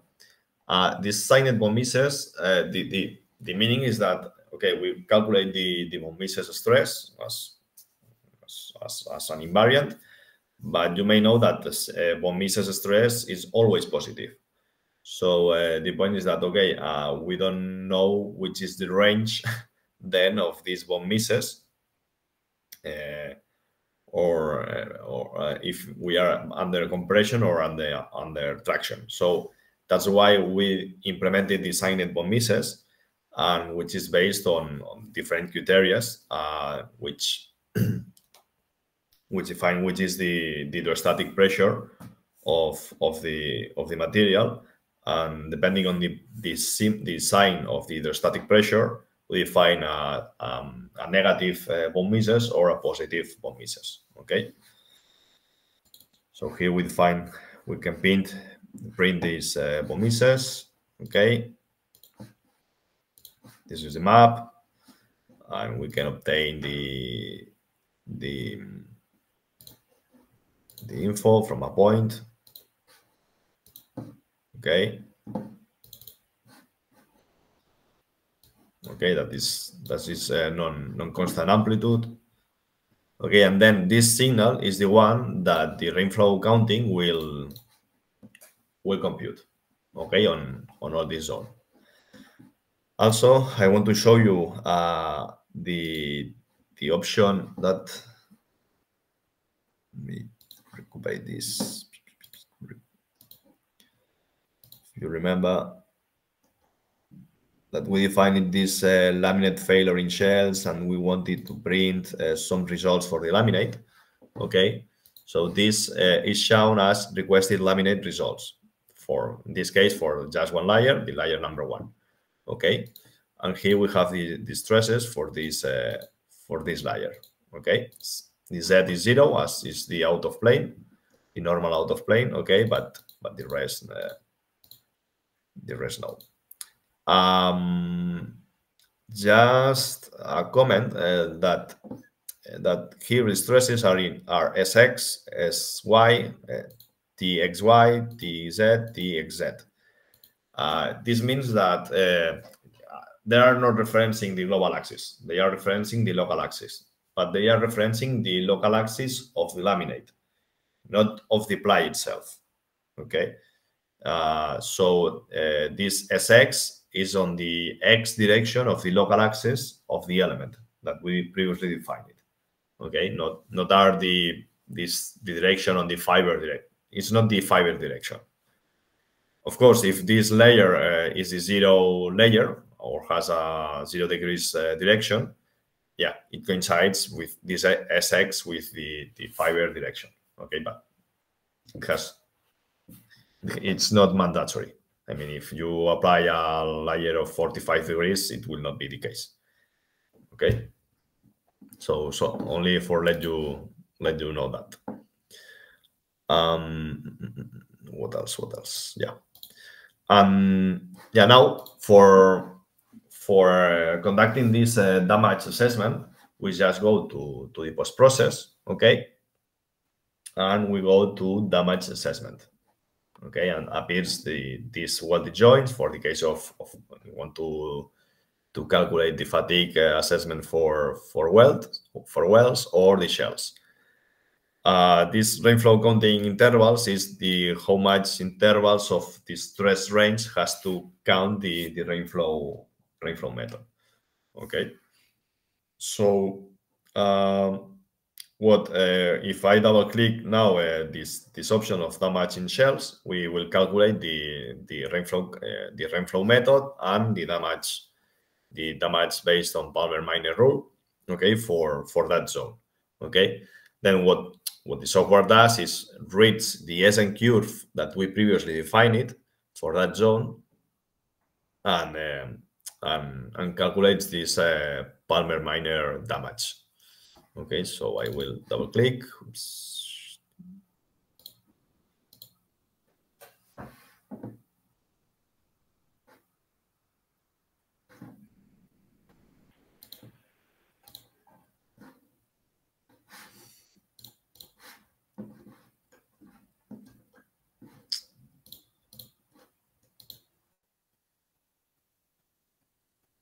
Yeah.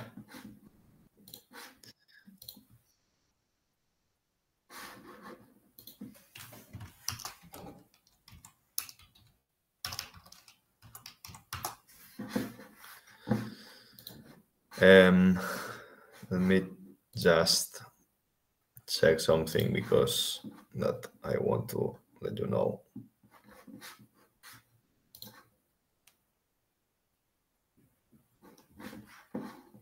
I killed the process at step 2.2, okay? So we have only 2.2 seconds of simulation. And I forget to comment this, okay? If we go to combined load case in the pre, okay, we double click, this window appears, okay? In these windows, we have all the load cases that in this case, just one, okay, for this simple case. And then the total time that we want to calculate the fatigue, okay, this is for fatigue purposes, okay? And initialization time means the time where we start to record the counting cycle, the counting of cycles, okay?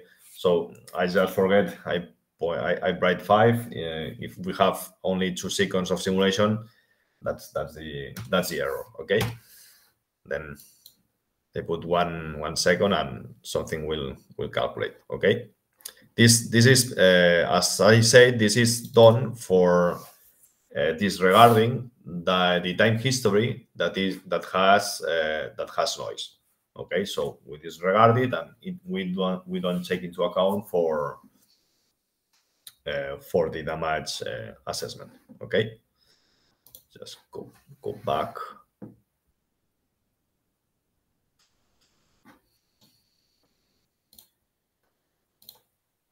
Okay, now here it is.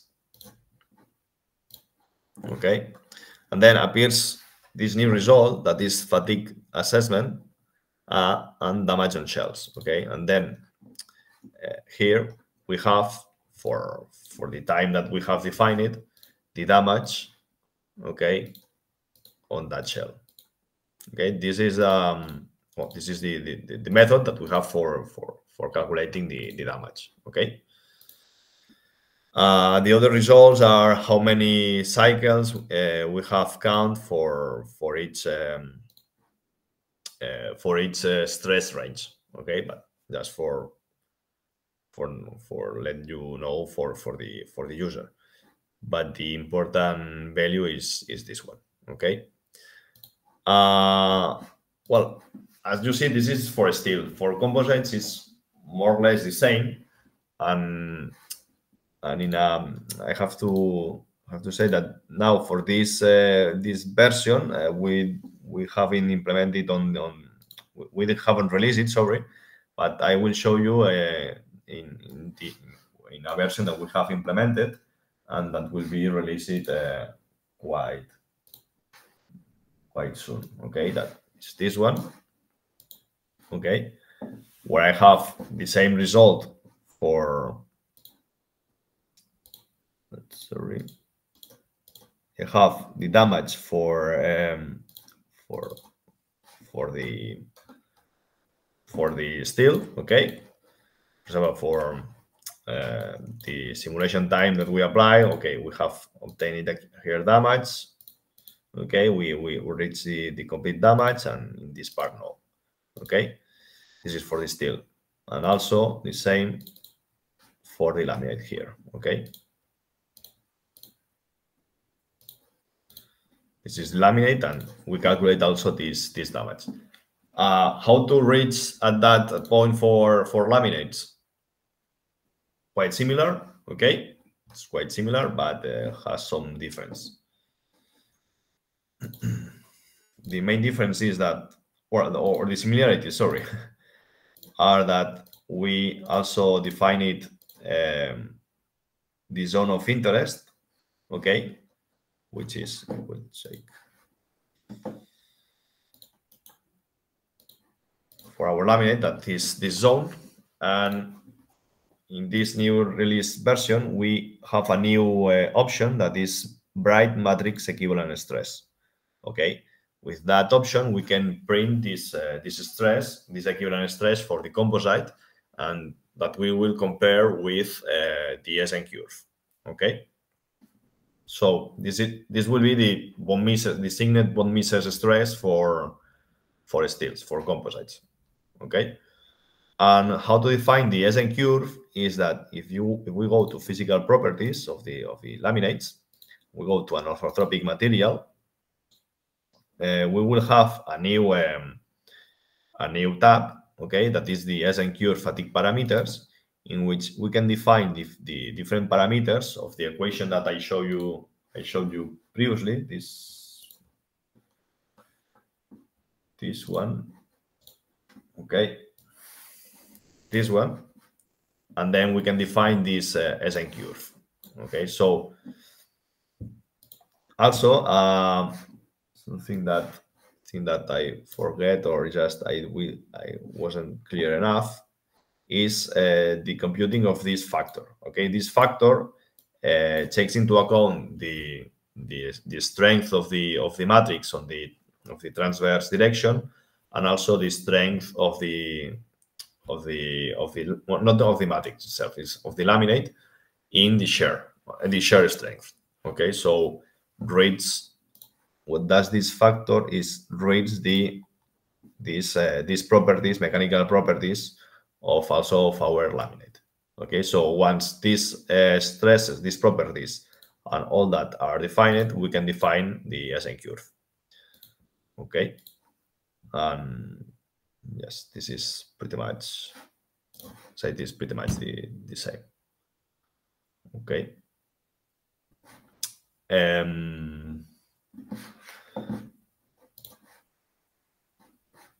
Okay, so I think that we are on time, almost on time, 15 minutes ahead for the next case. Daniel, let's move to the second case, or something. No, we can go ahead. So maybe you can stop presenting. Okay. I can try to present. Okay, so my case, as Joel has already described quite in detail, the tools for defining materials and conditions and so on, I will be a little bit more brief, and I will just describe how to set up the dynamic and nonlinear analysis, okay, for this particular case of the patrol boat. So, okay, so hopefully you can all see my screen. Yes, we see it. Okay. So what are we dealing with here.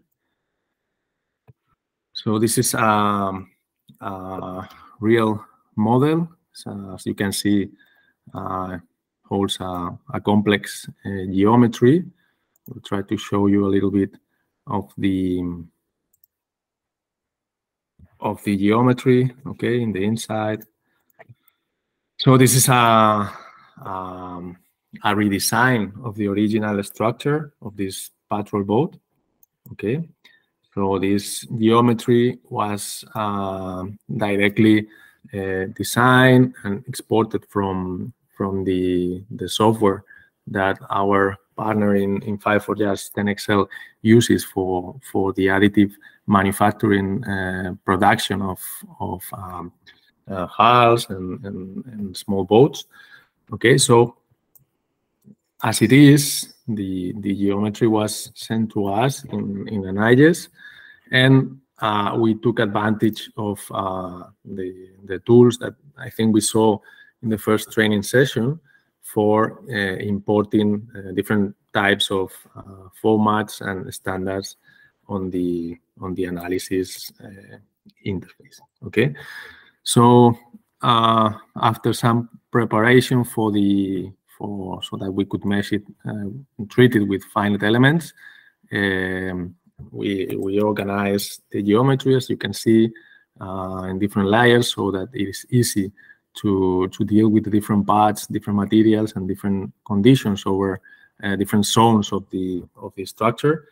And well, we also saw this in the first training session, but that's an advice that probably all of you already are aware of, that as much as you organize the layers on your model, even when they come from the CAD, they can already come organized, the easier will be to work on the model. Okay, especially with these complex structures.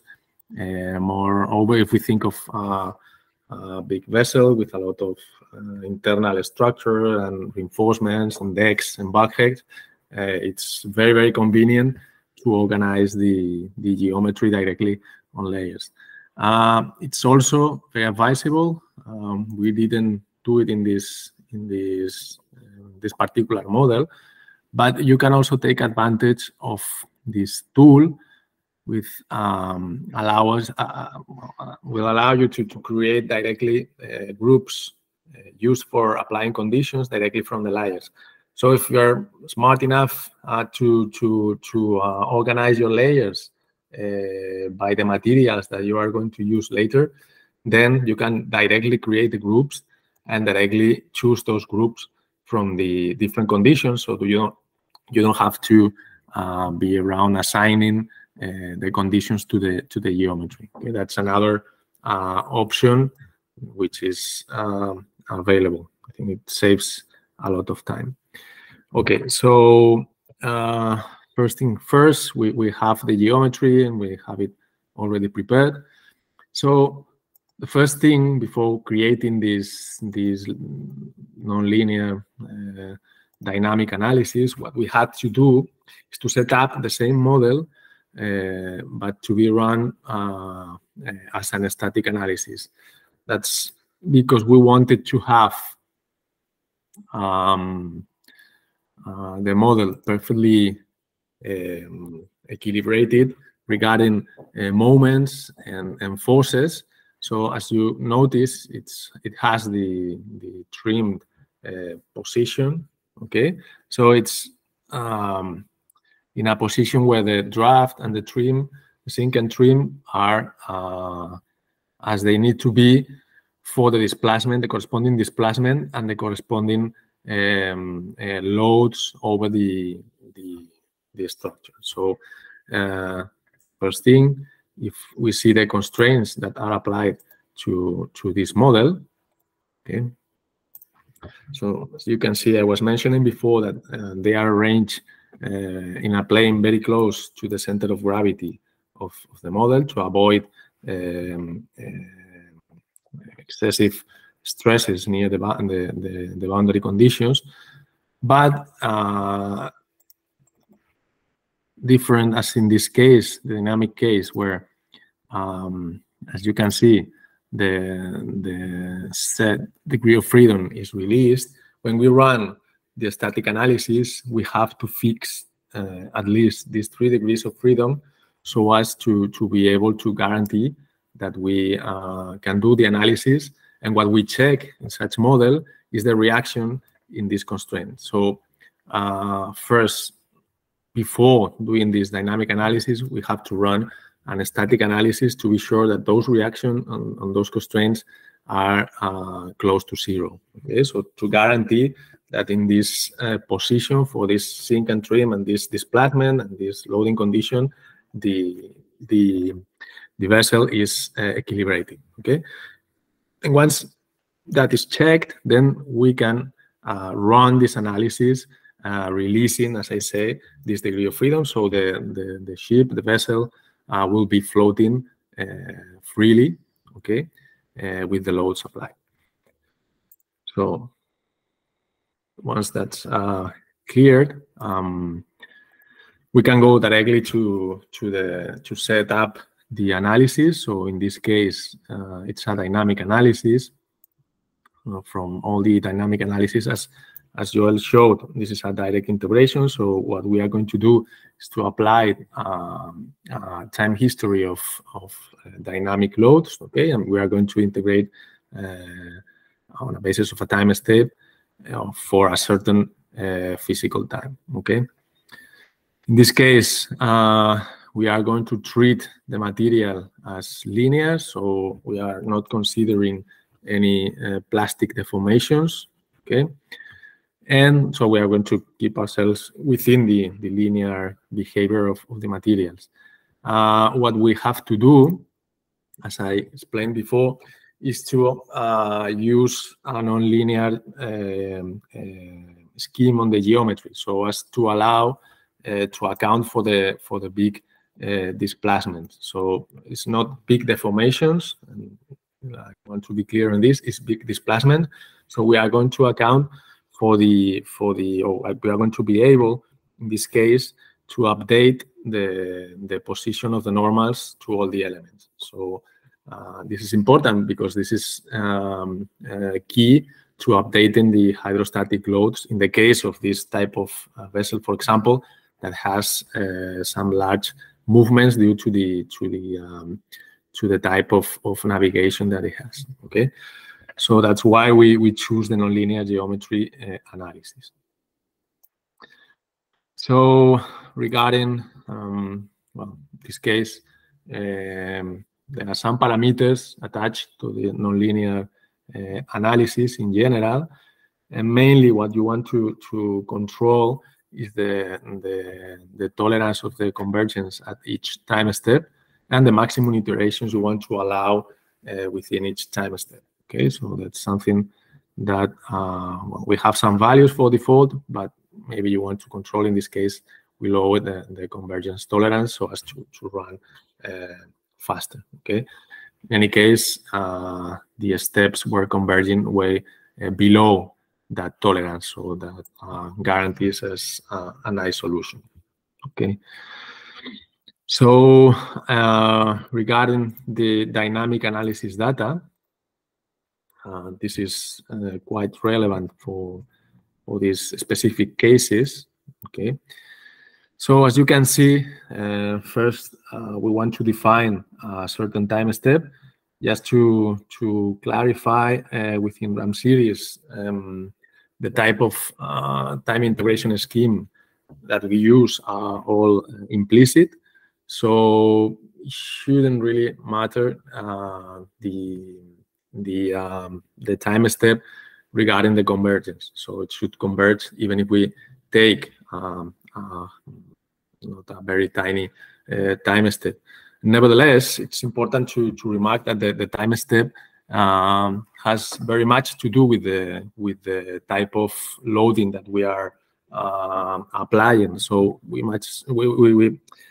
should be careful with this and take into account that this time step is small enough to capture the physical effects that we are introducing with the applied loads. Okay. So, for example, in this case, the load was coming from the CFD analysis. Okay, so you see here we have one first step with a very big time step, 2.6 seconds, and then the rest of the steps are taken in 0.1, okay, which is a more normal time step for this type of integration, so as to capture nicely the waves and its effects on the structure. But if you see here, this is justified, this big time step, because we are taking the load from a CFD. And as you know, CFDs, at least our type of solver, which is pseudo-stationary, always introduce an initial transitory on the solution of pressures over the boundary or the walls that we are using. So that's why we prefer to introduce one first big time step, which would skip this first transitory and not induce artificial dynamics that probably will the solver will have a lot of trouble integrating that. So we save ourselves from that, and we go directly to the stationary part of the pressure that is going to be applied. Okay. So that's why, and this is a feature that we implemented time ago because we realized that we needed this type of capability to assign different ranges of time steps. So with that time step and with this number of time steps, we have a total, I think 14, 15 seconds, which was enough to capture at least 3 or 4 cycles of the wave system that was launched against the structure. So, of course, if you wanted to do fatigue analysis, which was not the goal of this simulation, then of course you will have to run for much more time, and so as to have a reliable result about the different ranges and the different cycles for each range that you will have due to the wave loading. So that's for the time step and the number of steps. Regarding the integration scheme, as I said, we use implicit schemes. In the past, we used to have also an option here for an explicit scheme for very sudden physical effects like explosions, but we took it out because nobody does that type of analysis nowadays, at least with us. So, well, it's always there in the code, so we can use it whenever we want, but it's not directly available on the interface. So as you can see, we have the typical Bosak-Newmark and Hilbert-Hughes-Taylor schemes. And we have also this energy conserving scheme that we use specifically for this nonlinear analysis. This is good because this truncates any high frequency signals that we can find in some localized parts of the structure. So that saves us a lot of headaches when integrating the time advance scheme. Okay. Well, this alpha energy conserving decaying factor is the factor that defines this truncation. Okay, so it's kind of damping for high frequency effects on local parts of the structure. Okay. Also, we have to, whenever dealing with dynamic analysis, you might well know, we have to account for the damping, for the damping matrix, which appears on the equation that we are solving. And this has 2 factors applying to the mass and to the stiffness matrix. In this case, we also took advantage of this feature that allows us to introduce different sets of different values for different ranges of time steps of different mass alpha factor. And as you can see, we used an exaggerated artificial factor for the first two 2 seconds, so as to damp widely these transitory from the CFD load, and then we just use the value that we calculated. These 2 values are calculated by the standard method using 2 frequencies. Okay, in this case, if I recall, we used for the maximum frequency.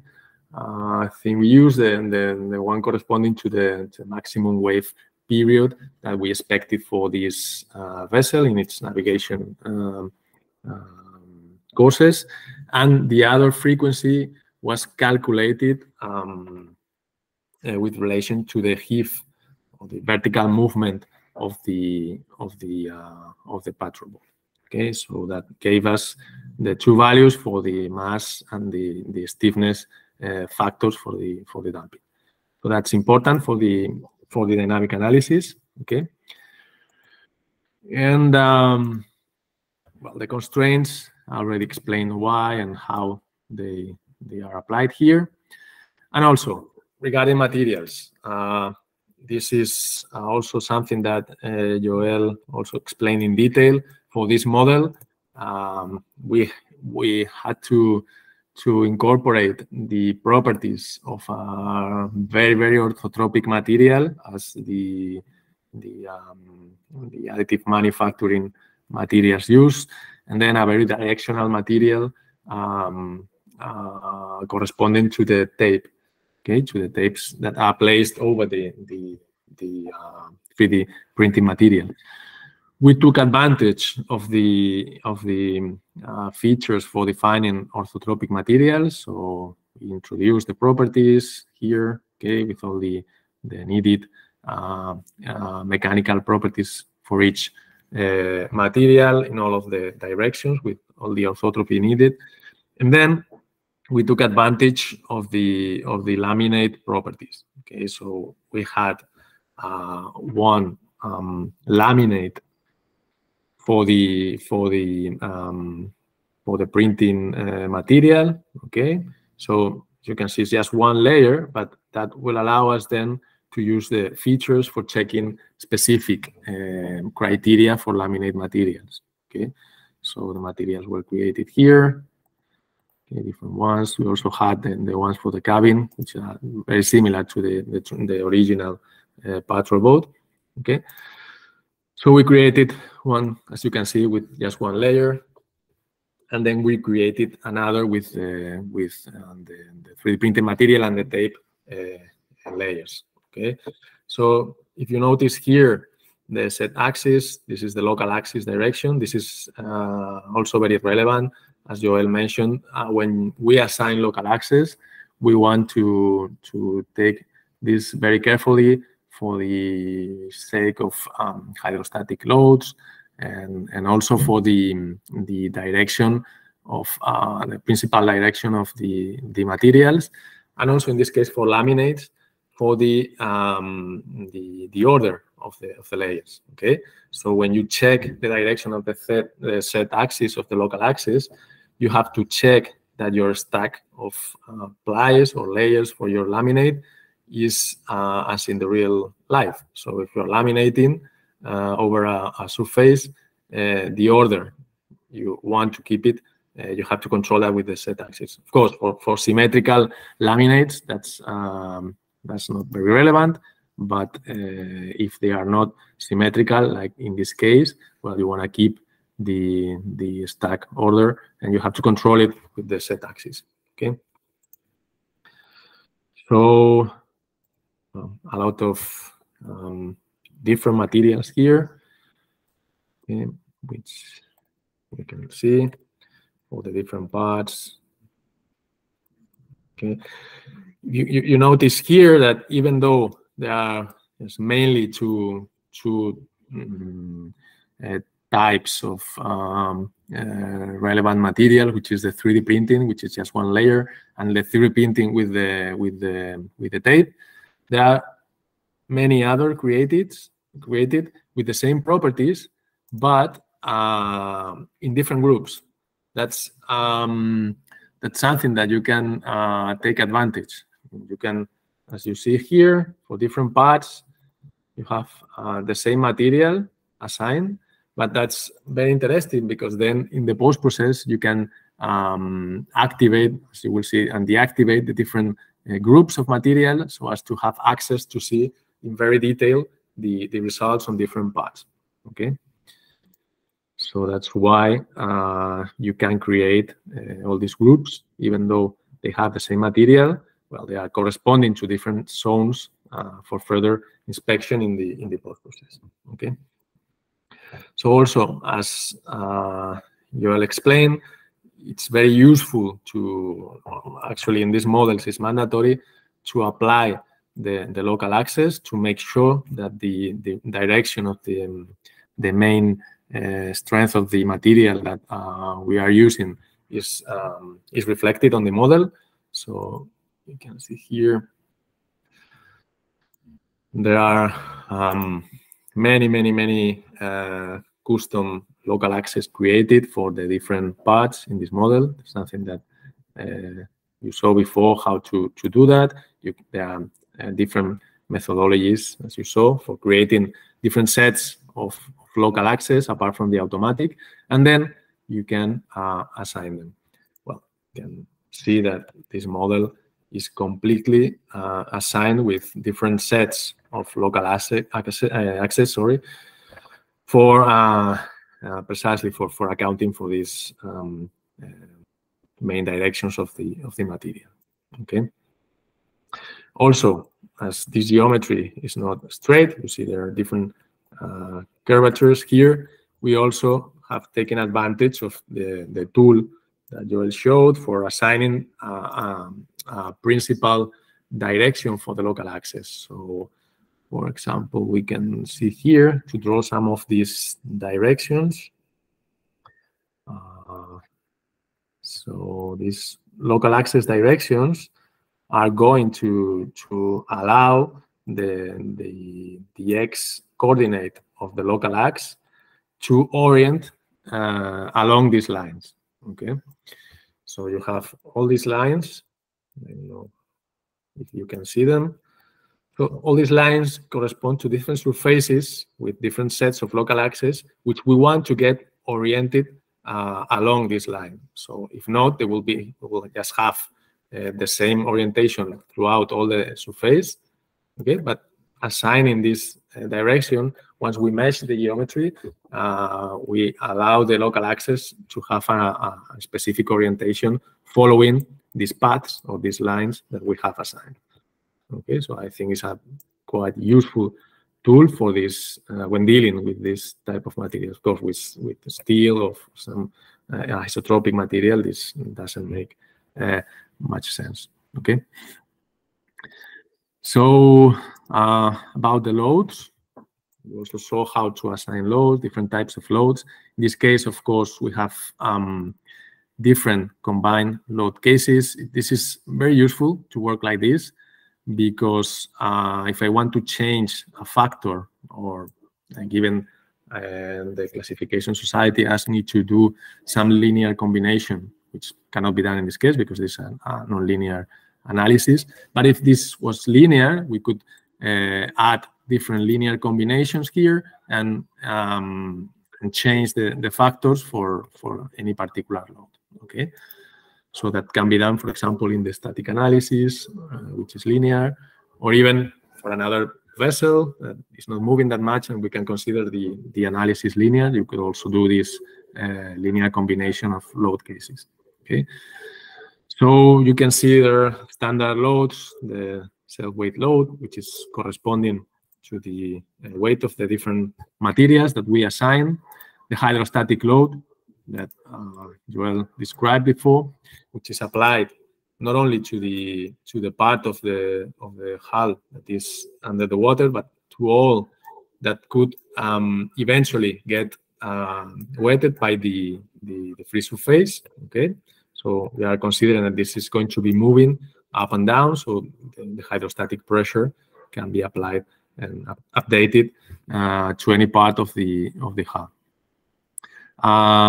It's important to remark, and we also saw this before, the normals. So you need to be very aware that you are pointing your normals inwards, at least for the hull, okay, where the hydrostatic load and also the dynamic pressure coming from the CFD is going to be applied. Okay, so that's very, very important. It's another thing that you need to take into account. The rest, they are the standard, in this case, the loads that this vessel has. For example, I'm going to draw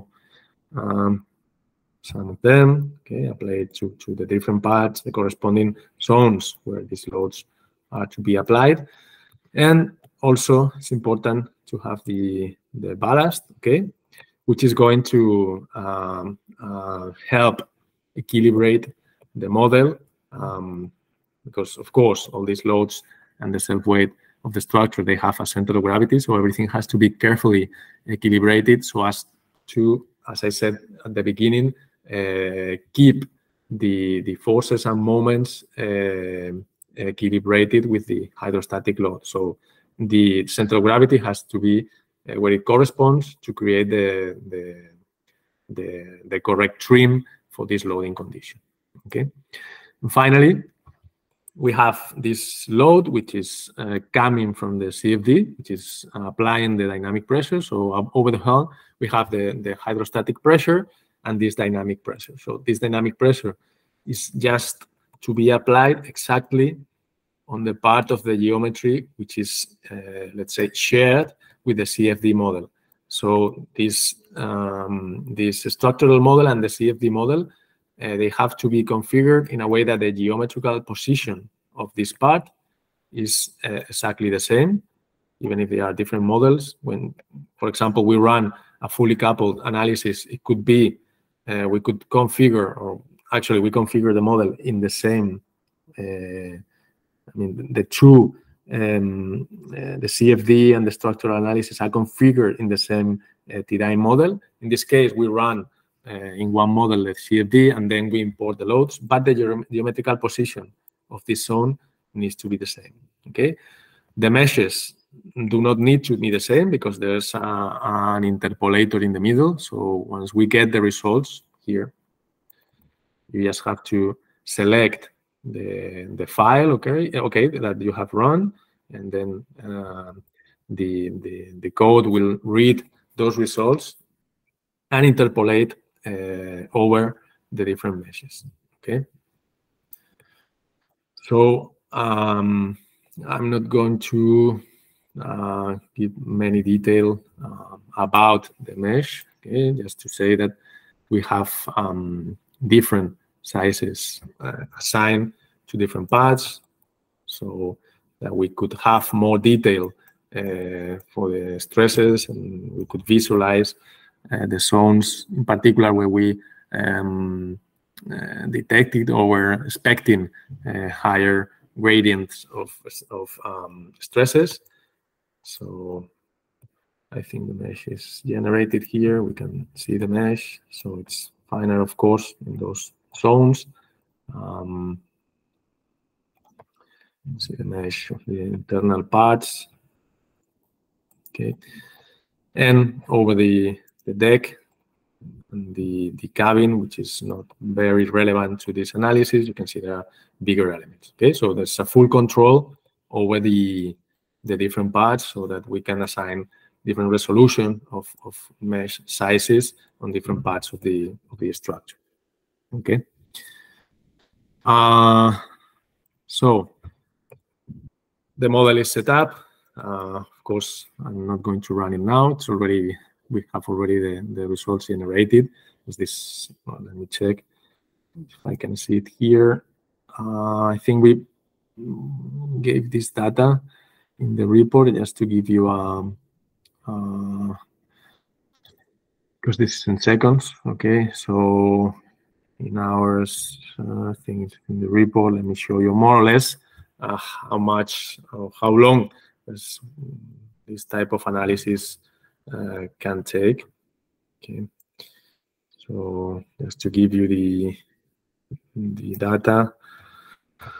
So running this in a local machine, okay, took us almost 8 hours, and in the cloud server took 5 hours. So that's the range of duration of this type of analysis with a certain degree of detail, and for some considerable or significant physical time.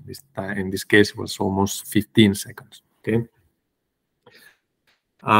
So let me just show you a little bit around the post-process interface. So see a little bit how we can check the different interesting or relevant results for this type of analysis.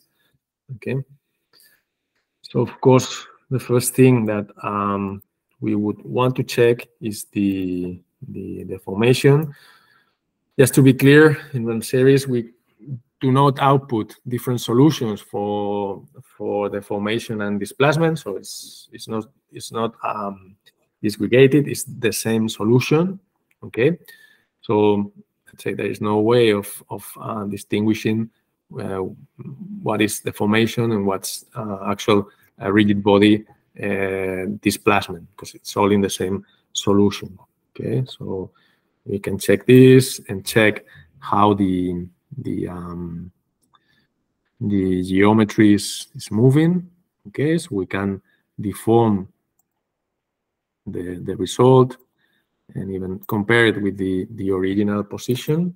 Okay, and we can extract, for example, time history graphs of different points. Okay, so check here. You can select point on the geometry, any point, or if you want a node or an element. Okay, and generate a graph of the different results, the history, the time history of the different results. In this case, for the module of the displacement. So we can see the movement of that point. We can also introduce directly the coordinates, for example, of the center of gravity, and see how it's moving, because it's going to be interpolated. And we can export, of course, the results to an Excel spreadsheet or whatever we need to do. Okay. So we could also get the movement for different time steps. Okay, and I'm not going to do it because it takes a little. It will take like 2-3 minutes to generate an animation. Okay, a short little film of what the behavior around the time is taking place.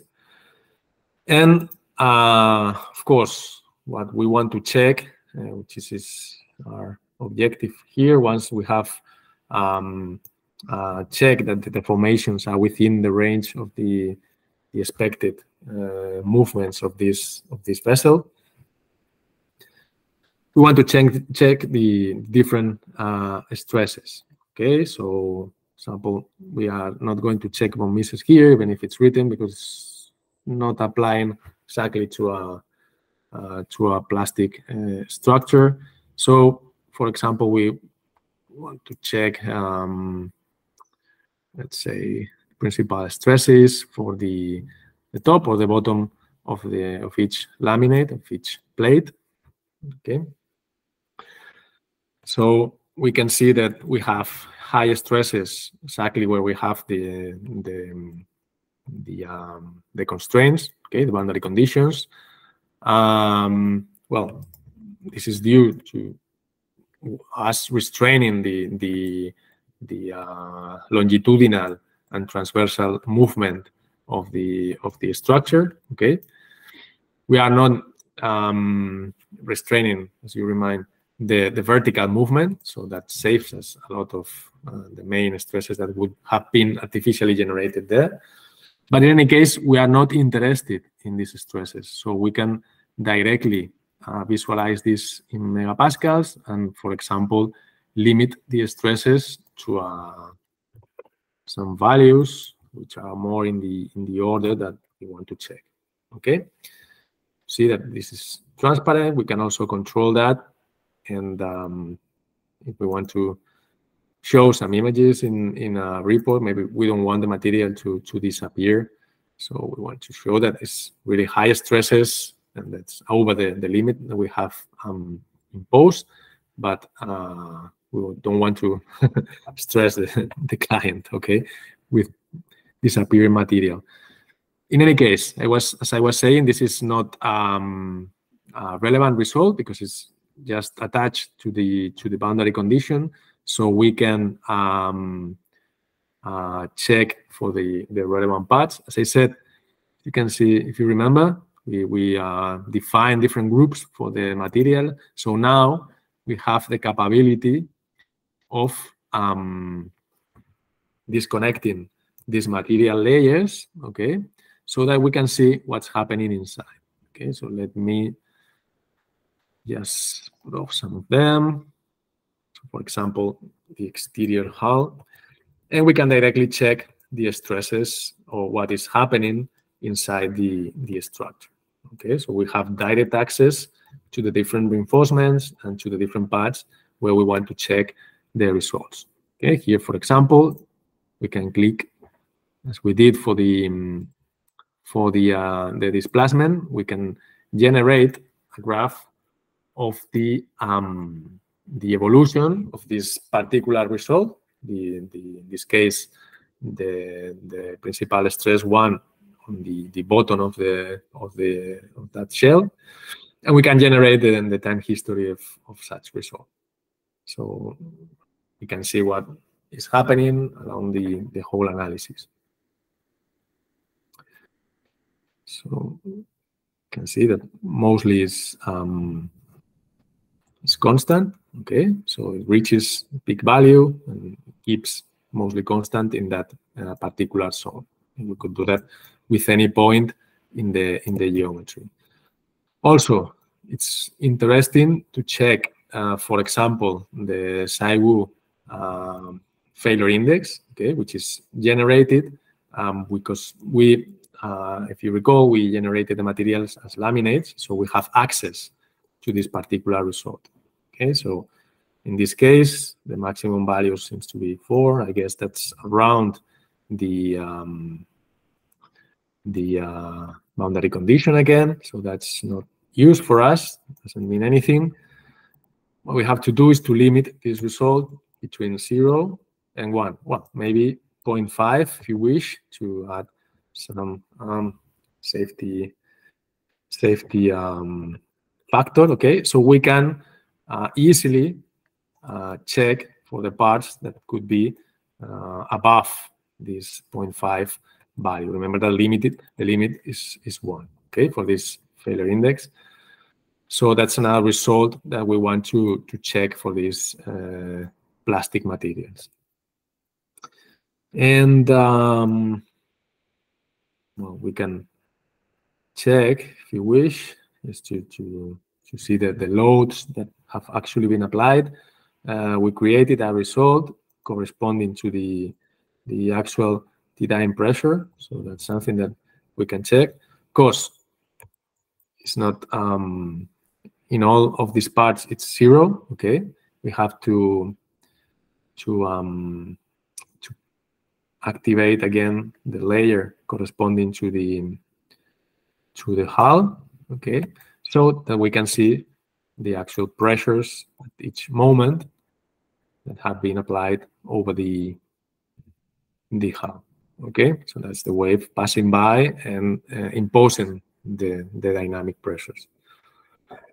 So, well, from my side, that would be all. I just wanted to have to make it brief and that you could have a quick overview of all of these tools and how to set up dynamic and nonlinear, in this case, analysis for a complex and real life structure with all the detail. I think it's not that difficult to set up this model if you take care of some details that both Joel and me mentioned. regarding local access, how we treat the materials, being careful with the normals, and so on. So from my side, Joel, I'm basically done. So I guess we went ahead in time. So that's good, and I think we were able to explain everything that we wanted. And Joel was really giving a lot of details of the tools. So if you after we will release the recording, if you want to follow some examples, I think it will be really easy to follow up, because he really gave some very detailed instructions for using these advanced tools. And I don't know, from my side, that's all. Now it's the time for questions or comments, if you have. Also, for the people that will receive the recording, and for yourselves, if later on in a week time you have any other questions, of course, just drop an email to us. We'll be more than happy to reply. So now it's time for you guys. The floor is yours. So if you have any question or comment, we are here.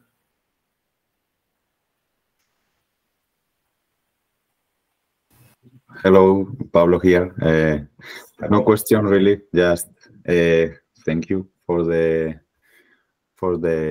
training session, and for me everything was as clear as it can be when you don't get to play with it. So yes, just thank you for this session. Thank you, Pablo. It's a good chance so that you can experiment a little bit with the software. So be our guest. You want to download it and play around a little bit, then it's a good chance. Yeah. Along the same line, other than this one, is the first training session recorded somewhere? I wasn't part of the within the project yet, so I didn't attend it. Okay, yes, we will look for it and send it to you.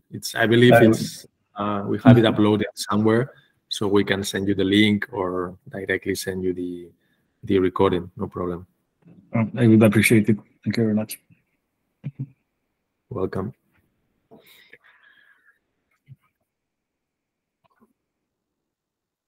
Well, if nobody else has any questions or comments, I think that we can finish here the session, the second training session. So thanks to all your attendees, okay, and also who couldn't attend, but we'll see, we'll watch the record. We are, I mean, Daniel and me, we are here. If you have any questions later, so don't hesitate to write us and let us know your thoughts. Okay, so thank you very much again to all of you. And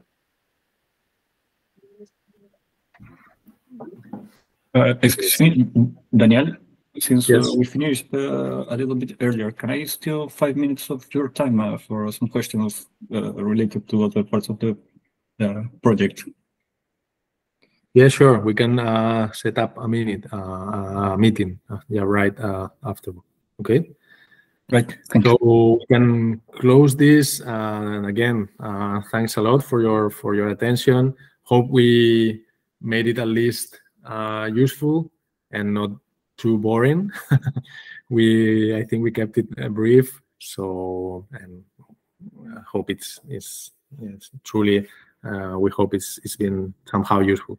Okay, so have a nice week, everyone, and we keep in touch.